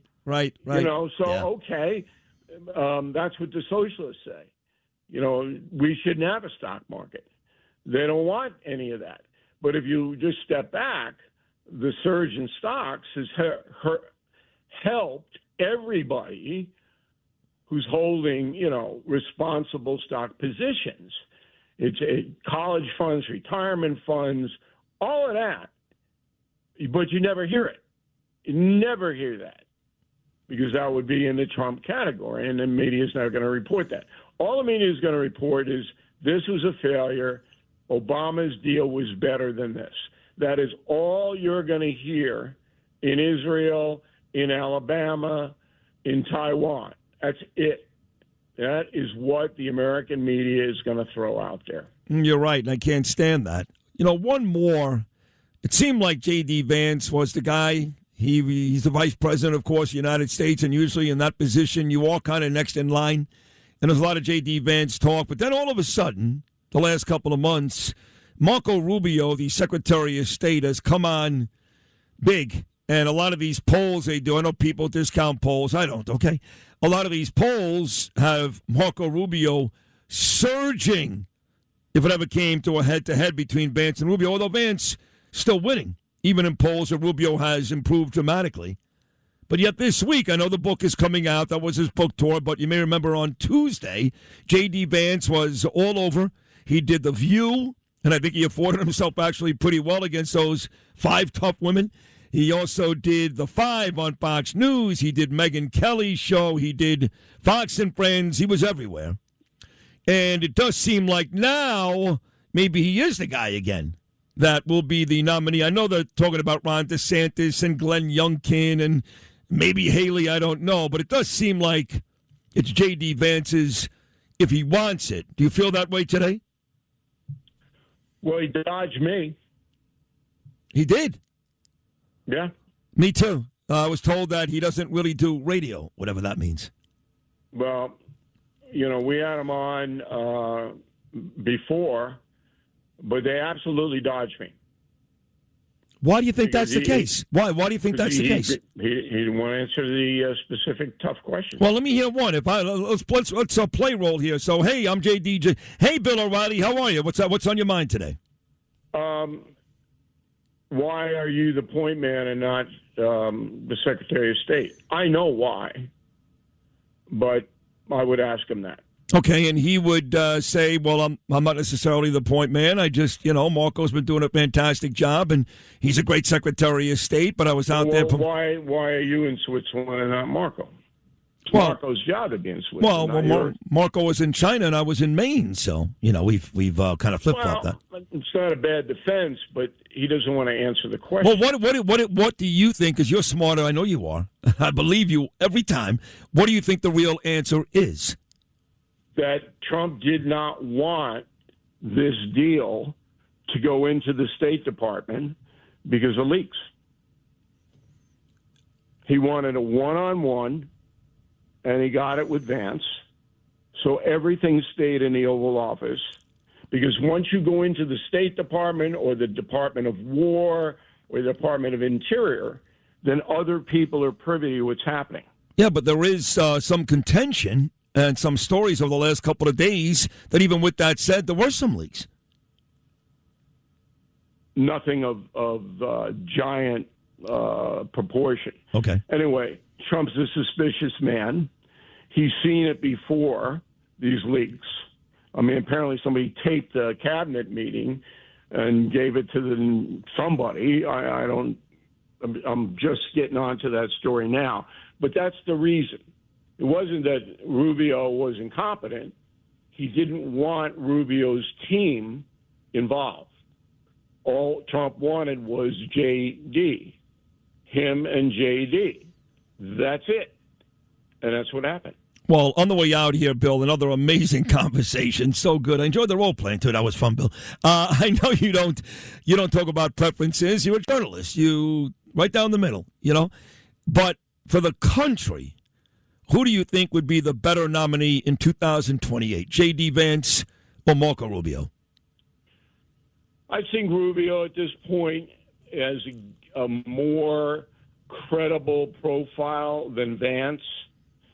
Vance is trying to catch up. But remember, Vance was in with Tucker Carlson and a lot of these people who, let's just say they said questionable things. Is that fair?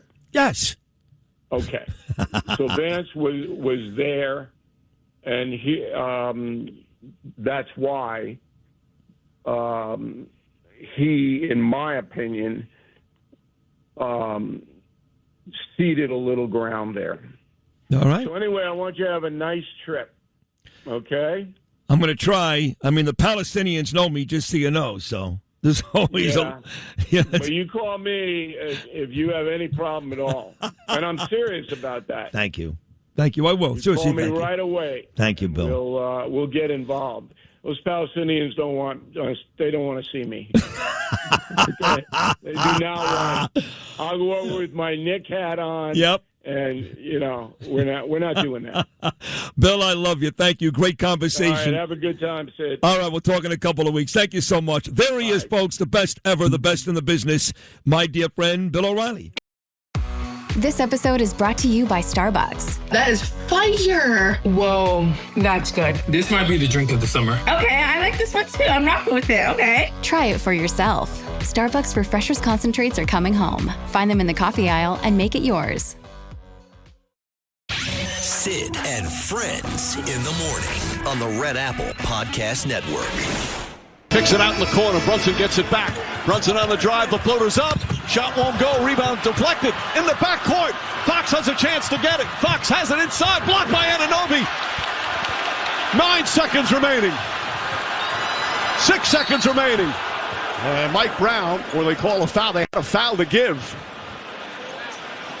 So the Knicks will have to inbound. They might just go flat for Jalen Brunson, allow him to operate at the top, 101. Brunson gets it, fires up a three. Shot no good. The chip, it's gone! It's gone! It's gone! With 1.2 remaining. Knicks take the lead. OG Anunoby, and it's 107-106.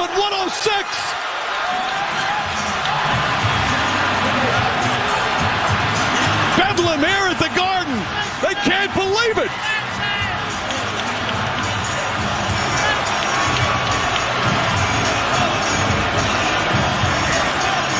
Brunson's shot looked good and just came up short. No timeouts left. They have to get it in. Harper lobs it inside. Castle has it, lost it. That's it. It's over. The greatest comeback in NBA playoff history. The Knicks pull off a miracle comeback and lead it 3-1.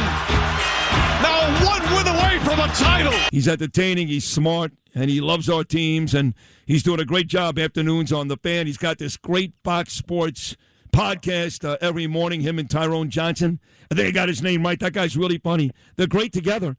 So the bottom line is, if you want sports in New York, you go to Craig Carton. That's it. So, Craigie, thank you for doing this on this big Thursday morning. How are you? Good yontif to you. Yes, doing great.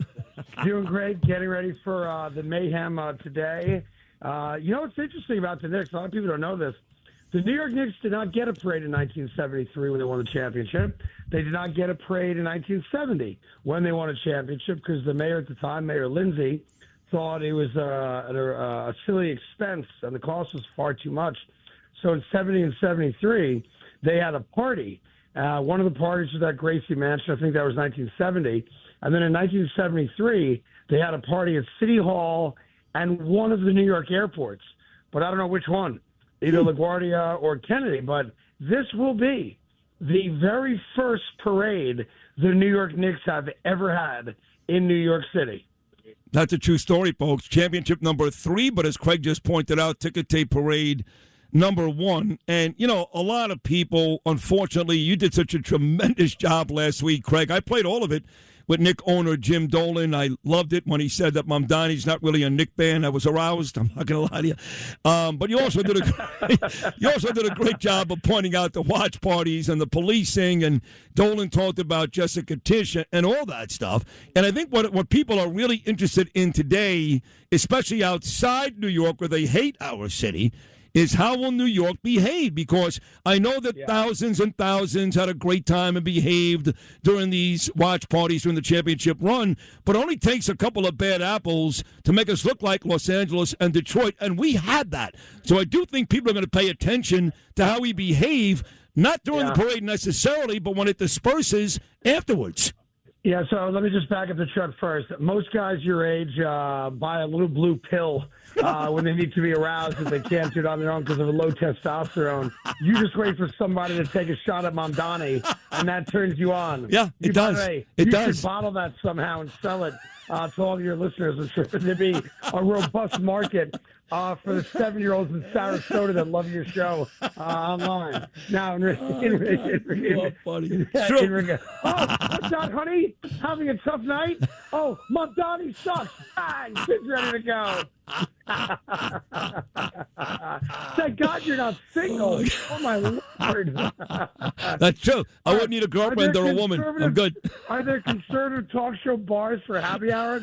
Where you're just going to find like a gray-haired saying, talking smack about the mayor so that you can get turned on? I mean, I don't even want to see your red tube searches either. Now, to get back to the parade for a second, I don't think we're going to have any issues. Look, if we say, let's just say 2.5 million people, you line up along the parade route, which ends over City Hall on the backside, your One Police Plaza, et cetera. If 10 20-year-old kids decided to drink too much and get in a fight, is that indicative of New York? No, it's not. I also think 10 o'clock in the morning versus 11 o'clock midnight, at nighttime, you get different crowds. Obviously, broad daylight versus nighttime. I don't think there's going to be buses burning and people destroying things, and I think New York City will represent itself very, very well. I think it will, too. I mean, at least I'm hoping it is, but that Mamdani stuff. Just through the time of day, remember, I'm not excusing, the hooligans, and let's just say a couple hundred of them are being jackasses out there. But at midnight, you get a different crowd than you get at 10 o'clock in the morning. True. You just do. No, that's true. And we've never had issues with the Thanksgiving Day parade, which is early in the morning, the St. Patty's Day parade. There have been some parade issues, yes, historically, but not at 10 o'clock in the morning and not to celebrate a team's championship. So will there be some isolated incidents in the next couple hours? Maybe, sure, but nothing of the scope of the cities that you referenced at all. Okay, I think you're right. I hope you're right. And at the end of the day, that will be part of whether or not this was a successful day. Because, listen, for guys that are real Knicks fans, and a lot of these folks aren't, I know I keep harping on that because I'm a pretty miserable guy. I'm becoming like I'm in my old age. Yeah, I know. I heard you yesterday. I don't get it. Like, to me, the more the merrier. Like, do I really care? You were talking yesterday about, you got like a dozen, hot 19-year-olds all wearing their Knicks shirts with their belly buttons pierced hanging out. Adrian. You have a problem with that? I know. Because I'm not 19. I'm almost 60, and I'm married for 34 years. And your beautiful daughter's older than 19. My daughter's 25. Right. I don't want to see my daughter or your daughter dressed like that, but I hate Mom Donnie. I'm turned on now. Look at those hot 19-year-olds. Like, it does. I know you don't, but it really bothers me. I don't know why. Because I know, and I've been saying this all week, that these kids aren't watching the Knicks and the Grizzlies in November or the Knicks and Wizards in December. I am, and they're not. By the way, half of my colleagues on the fan aren't watching them in November and December. I don't know. To me, I got great joy out of it. And if you tell me that half the people at the parade are Fugazi Knicks fans, so what? Like, this is a great moment, I think, for New York City. I know it's going to be cliche and you're going to mock me for it, but this is why sports is so great. Sports and music, the only two things that bring people together, universally, regardless of socioeconomic background, religious background, political beliefs. Sports is a great unifier, much like music is. And the more the merrier, man. Let's kill it today, and let's make this one of the greatest parades of all time. Sid and Friends in the morning on the Red Apple Podcast Network. This is the amazing afternoon host at WFAN, Hall of Famer, also Fox Sports 1 television star. This is Craig Carton. Okay, so let's get down to the players. I had Jay Wright on this week, and he actually admitted to me, this was great. He admitted to me, and I think he did the same thing with Beningo on his podcast, that he never thought Brunson would be like this. He thought Brunson would be a really good player, and in a spot in Dallas where Doncic was the guy, where Brunson could be that second guy.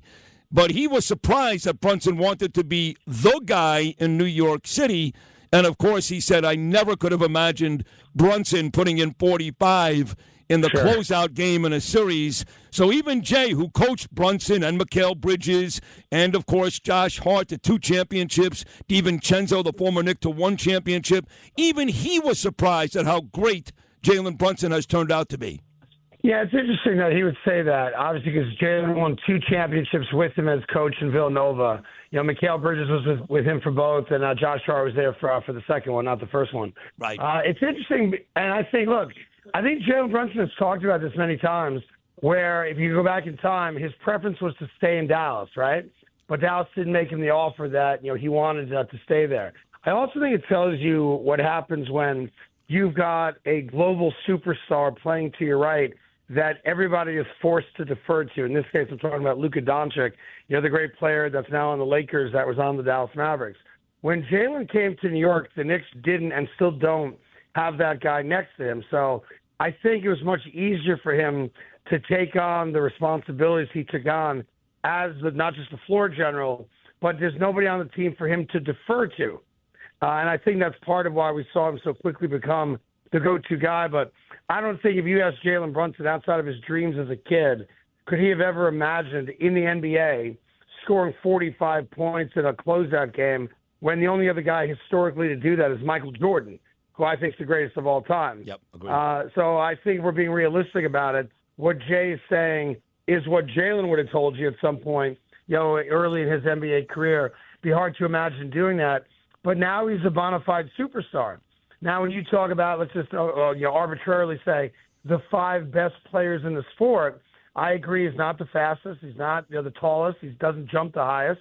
I don't even know if he can dunk. He doesn't have the best jump shot. He's not the best defensive player. But you tell me somebody else in the league today, down a point, 10 seconds to go, that you'd rather have the basketball in their hands over Jalen Brunson. You know what's funny? You just described Derek Jeter. Derek Jeter wasn't. Yeah, Derek Jeter, great comparison.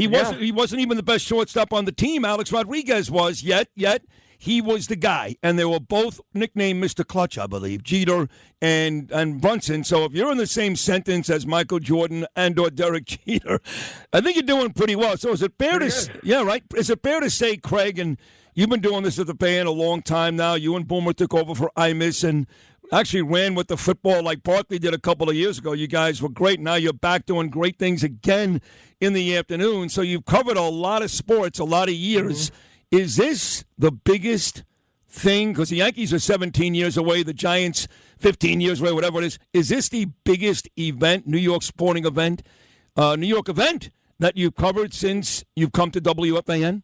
Yeah, it's not even close. Yeah. The only thing that would even be in the conversation that's not, when I got to the Fan to do Mornings with Boomer in 2007, the Giants win that improbable Super Bowl that year, 2008, right, January or February, whatever it was, of 2008. That's the only thing that's close because it was so improbable. Jerry Reese came out and said Eli Manning was a skittish quarterback. There were talks about benching him at the time. Then you get that great Ahmad Bradshaw game in Buffalo that gets them in as a wild card. They beat Tampa. Okay, fine. Then they go to Dallas and win that game. Then it's 20 below in Green Bay, a place that the Packers never lose, with Brett Favre. They take care of business there and obviously win the Super Bowl. That's the only thing that's close. But look, I'm 28 years old in my lifetime. This is the greatest sporting moment ever, for young guys like me. Wow. Because think about it. It wasn't predicted. They were underdog throughout it. They were at best like the sixth option preseason and maybe even lower than that. And they dominated the postseason. Like when you take a look, the Atlanta Hawks gave them a tougher matchup than the Spurs, the Sixers, or the Cavs. It's true. Like, makes that make sense? It doesn't. No, I mean, the Hawks are the only team to get 2 wins in any of those series. And by the way, what's funny about it is that maybe not Atlanta, but certainly Philly and Cleveland and San Antonio, the so-called experts that came out who have an anti-New York bias, in my opinion, all were trying to explain to us, well, the Knicks don't match up well enough in this spot against this team. They don't match up well against those guys. And nobody thought the Knicks were going to win outside maybe of the Atlanta series, right? Yeah. So everyone's saying that they're not good enough to win. And then the other crazy thing about it is even after they knocked out Atlanta, Philly, Cleveland, and the Spurs, it seems like every one of those teams said afterwards, oh, we were the better team. They did. Oh, we outplayed the Knicks. No, they did. And yet, the Knicks won in 4-5. Right, and they won by like 30 points every game. I mean, the most 16-3 in the postseason. I know. What? I know. Kenny Atkinson was the worst of all, the Cavaliers head coach, and James Harden too. But so I guess on the way. Just one last thing. I'm sorry to interrupt. Sure. And then consider this: in the 16-3 record, the 3 losses by a combined 6 points. Yeah. And those 16 wins must have been by like 300 points. So are you setting up down? You'll actually, no, it'll be too late, I guess. The parade will be wrapping up or over. So where does Craig and C-Mac do their great show from today? We'll do the show from the studio because we don't go on until 2 o'clock. The parade will be over by then. Obviously, we'll both be at the parade. Not sure if we're going to get to the broadcast position, wherever that might be, with Evan and Tiki and Sean Marash. But we'll be out there, just checking it out for sure, and then, safely get back to the confines of the studio. And can't wait. It's coming up in a couple hours, so it's going to be awesome. All right, you're awesome. I've enjoyed the run with you, and the good news is we got more to do. We got, before you know it, training camp around the corner. Yankees are back in first place, so a lot of great conversations coming up with my man, who, again, I'll say it, the best in the business, Hall of Famer Craig Carton. Craig, enjoy today. I love you, pal. Thank you so much. And enjoy your time in the motherland, yes? Yes, I will. I'll go to the Wailing Wall, the Western Wall, the Kotel, and I'll put in a prayer for you. How about that? Please do. Please do. I can't get enough prayers, that's for sure. We'll see you, Craigie. Great job, buddy. Thank you. Care. Take care. There he is, the amazing afternoon host at WFAN, my Hall of Fame buddy, Craig Carton. We'll take a short break. More to do. Parade Day, New York Knick Day, huge day here in New York City. This is Sid Friends in the morning. Suffering from dry, tired, irritated eyes? Don't let dry eyes win. Use Sustain Pro. It hydrates, restores, and protects dry eyes for up to 12 hours. Sustain Pro. Triple action dry eye relief. Sid and Friends in the morning on the Red Apple Podcast Network.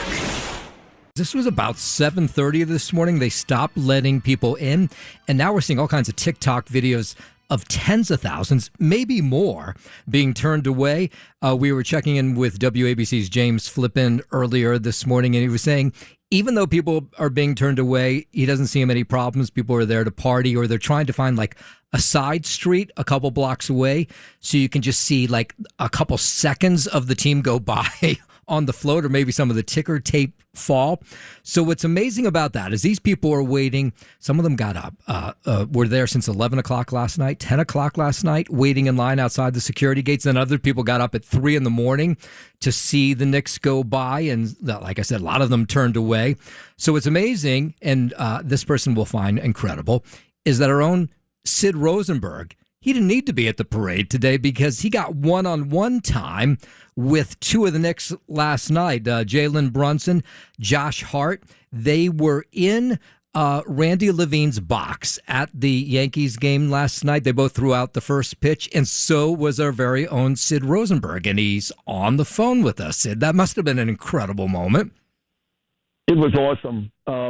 I also can't believe McCartney's 84 today. Band on the Run, one of the greatest songs ever. That was Wings with McCartney, but it was awesome. Now, to be honest, I found out late yesterday afternoon from our very own Mike DiDino that Brunson and Hart were throwing out the first pitch. So right in front of DiDino and Brian in that social media office, I called Randy Levine, and I said, Randy, what's going on later? And he said they're throwing out the first pitch, but they will also come up to the suite, spend some time with you, Danielle, Ava, and Gabriel, who was so excited. My son, he's a diehard Knicks fan, and that's exactly what happened. They threw out the first pitch, and they went on TV with Michael Kay and Paul O'Neill, and we were watching them the whole time, and it turned out that Jalen Brunson's beautiful Jewish wife was already sitting in our suite area before Jalen and Josh arrived, and sure enough, they arrived probably about the second inning, and they were really nice. I mean, there's some pictures on my social media. I had those guys both laughing. They took about 1,000 pictures, 6 or 7 with me and my kids. It was wonderful. Those guys are down-to-earth, great guys. You heard Jay Wright on this show very early this morning. He coached them to the championships at Villanova, 2 of them. He talked about what good men they are, and boy, was that evident at Yankee Stadium last night. You know, do they seem like they're taking it all in? Because I imagine in a moment like this, no matter where they go, they're mobbed. Of course, you were excited to see them. Anybody in that box, forget the baseball game. Nobody was paying attention when they walked in. How are they taking it all in? Can you tell? They seem to be taking it in stride, having fun. Look, it's over after today. That's it. You have the parade today. They'll get the keys to the city with the disgusting mayor later on this afternoon, that creep. And after that, it's going to be over. You know, they're going to go travel somewhere probably and get ready for next season, because I doubt after experiencing this, they want to win another one. Right? You want to do this again.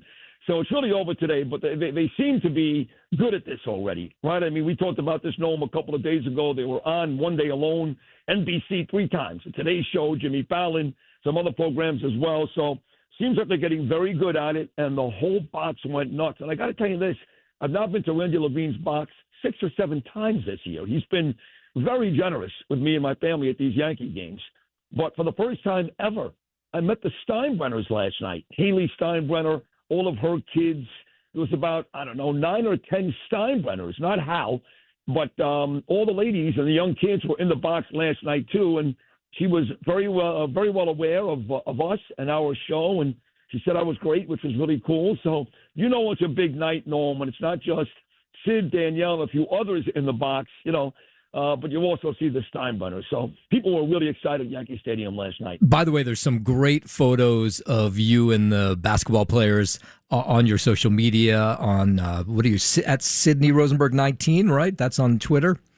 And at Sid Rosenberg, not Sydney, at Sid Rosenberg 19 on Twitter, right? And at Rosenberg.Sydney is my Instagram account, Rosenberg with an E, Sydney with an I, and Sid Rosenberg Facebook. And we've got about 6 or 7 pictures on there, including one where you see the backs of me and Brunson. Yeah. And we're holding each other. No, how cool you is look that? like a date, right? you're. Like a date. I said this earlier this morning. You probably weren't listening. It looked like, when they do the surprise engagement photos, when someone pops the question, they hire a photographer to do the surprise photos. It looked like that because the way you had your arms around each other, you looked like a couple. It wasn't like a fan picture. It looked like you were in love.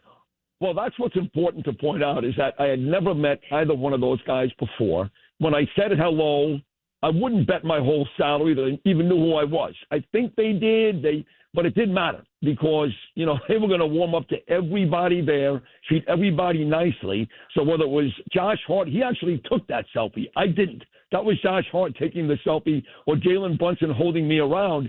That's how these guys were all night. I believe that's how these guys have been all week long. And that's why this team is so lovable because they're not just champions, but they're down-to-earth, great guys. Do you know what you were doing in that moment when you both had your arms around you? I do, but I'd rather not share it with the audience because it's a little gay.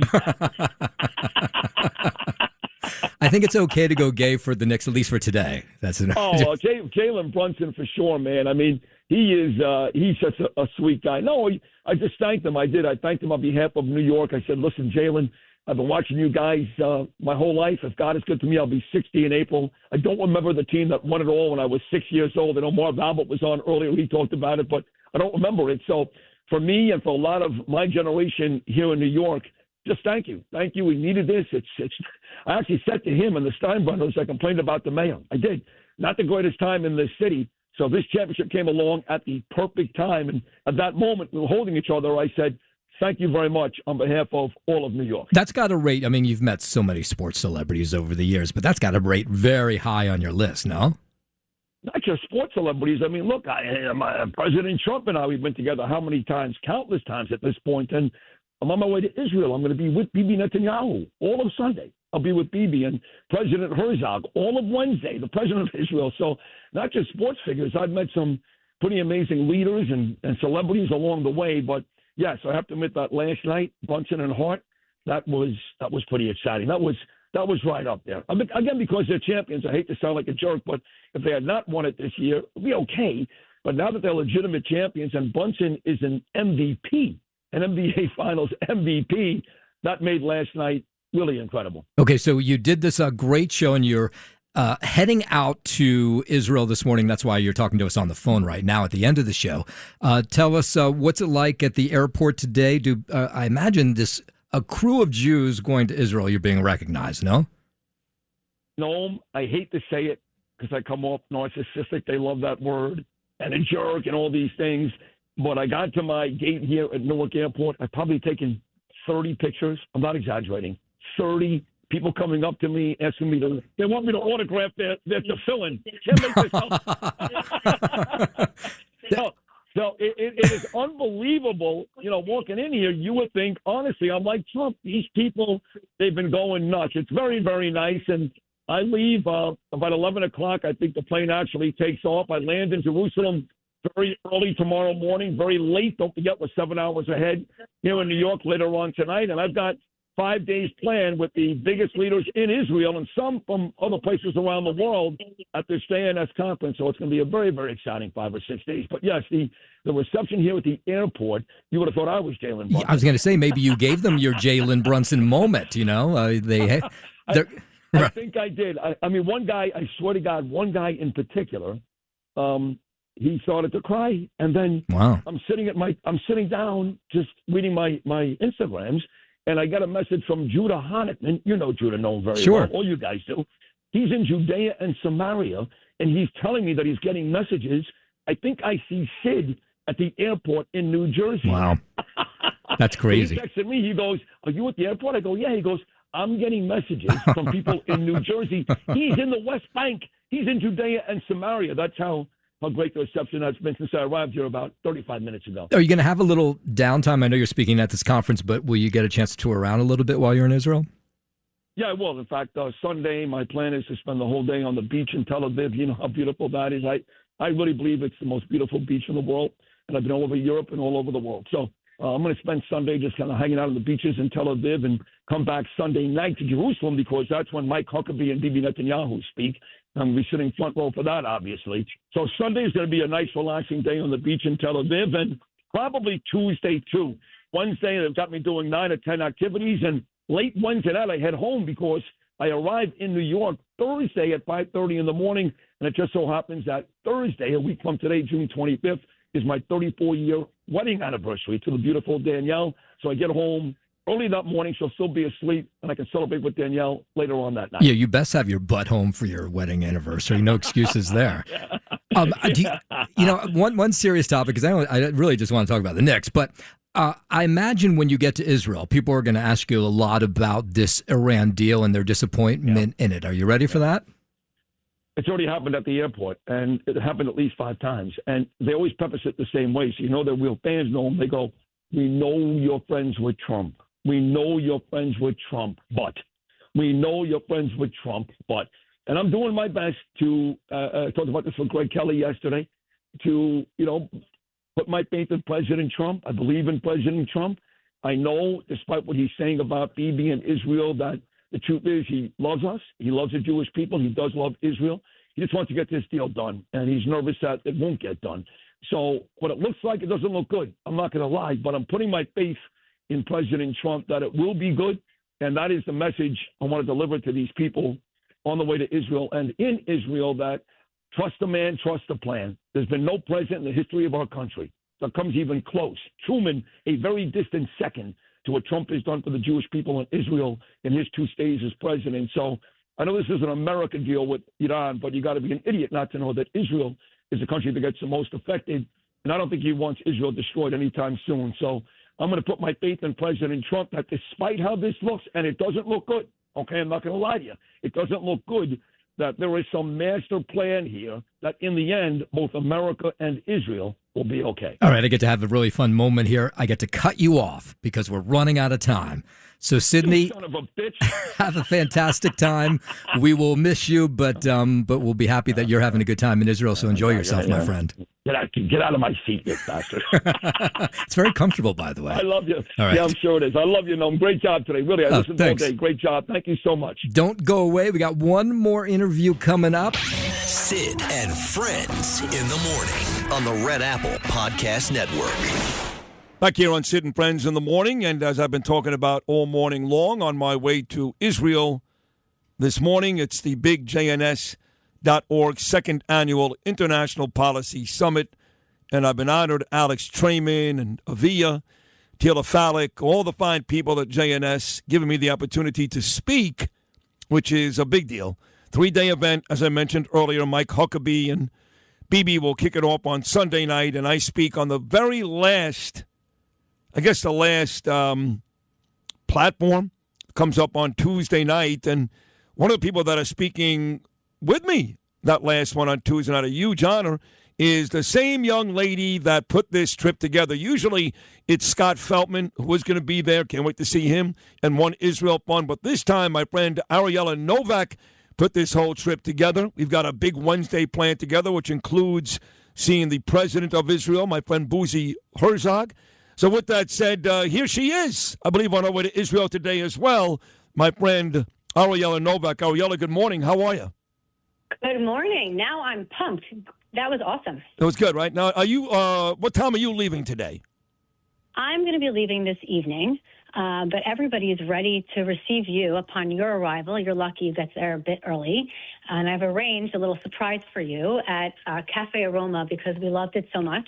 They're ready to greet you upon your arrival with some fresh treats and the best dessert and the best drink. So that's the place in Jerusalem where that's my friend, right? He owns a place here in Midtown Manhattan as well. They've got my picture, my signed picture in there, and they make a really delicious Nutella pizza. Is that right?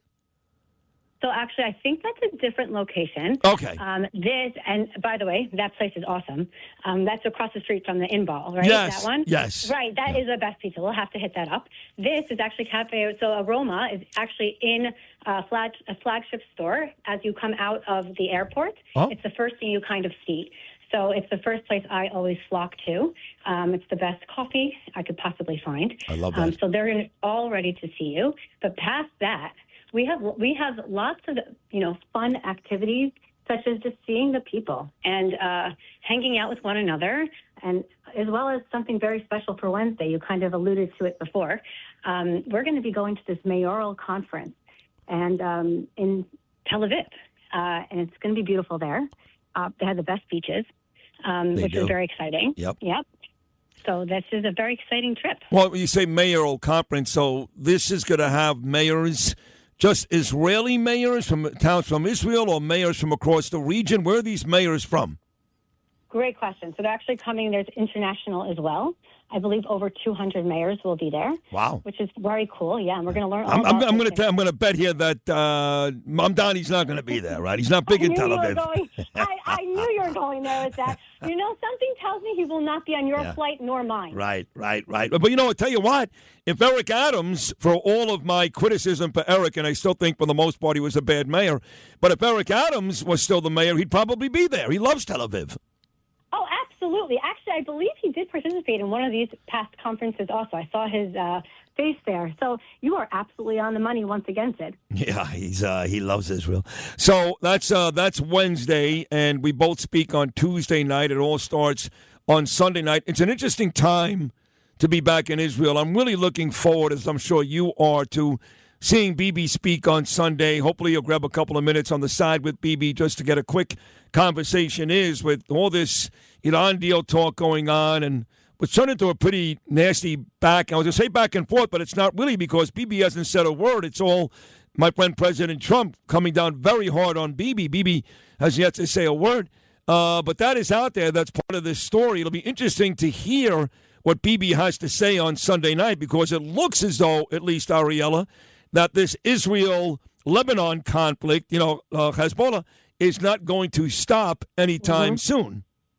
Well, I believe I did hear some remarks that were shared from the president the other day, and I do believe if you summarize the speaking that he had said over a 10-minute span in 3 points. One, that he wants the war in Lebanon or the conflict in Lebanon to stop immediately, because why? As you kind of alluded to, it's causing conflict for this deal, quote unquote. But what's number one and priority for, the Prime Minister of Israel is everyone's safety.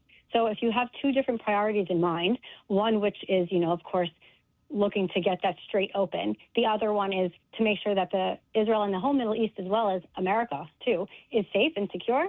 That's, Netanyahu's goal. So I think that they have two different goals in mind. And when you have that, that's when you have a delayed, agreement. And that's where I think we are now. Ariella Noveck, who set up this whole trip to Israel. I'll be there. It takes a long time. It's like a 12-hour flight. A long trip. No, for you, they have a shortcut. Don't worry. I think for you, 10 hours. No, it's long, but it's worth it. When you land in Tel Aviv, man, that is... I went to Greece last year and Cyprus, and it's also about the same distance. Cyprus, in fact, to fly from their airport to Tel Aviv is like a 35-minute flight.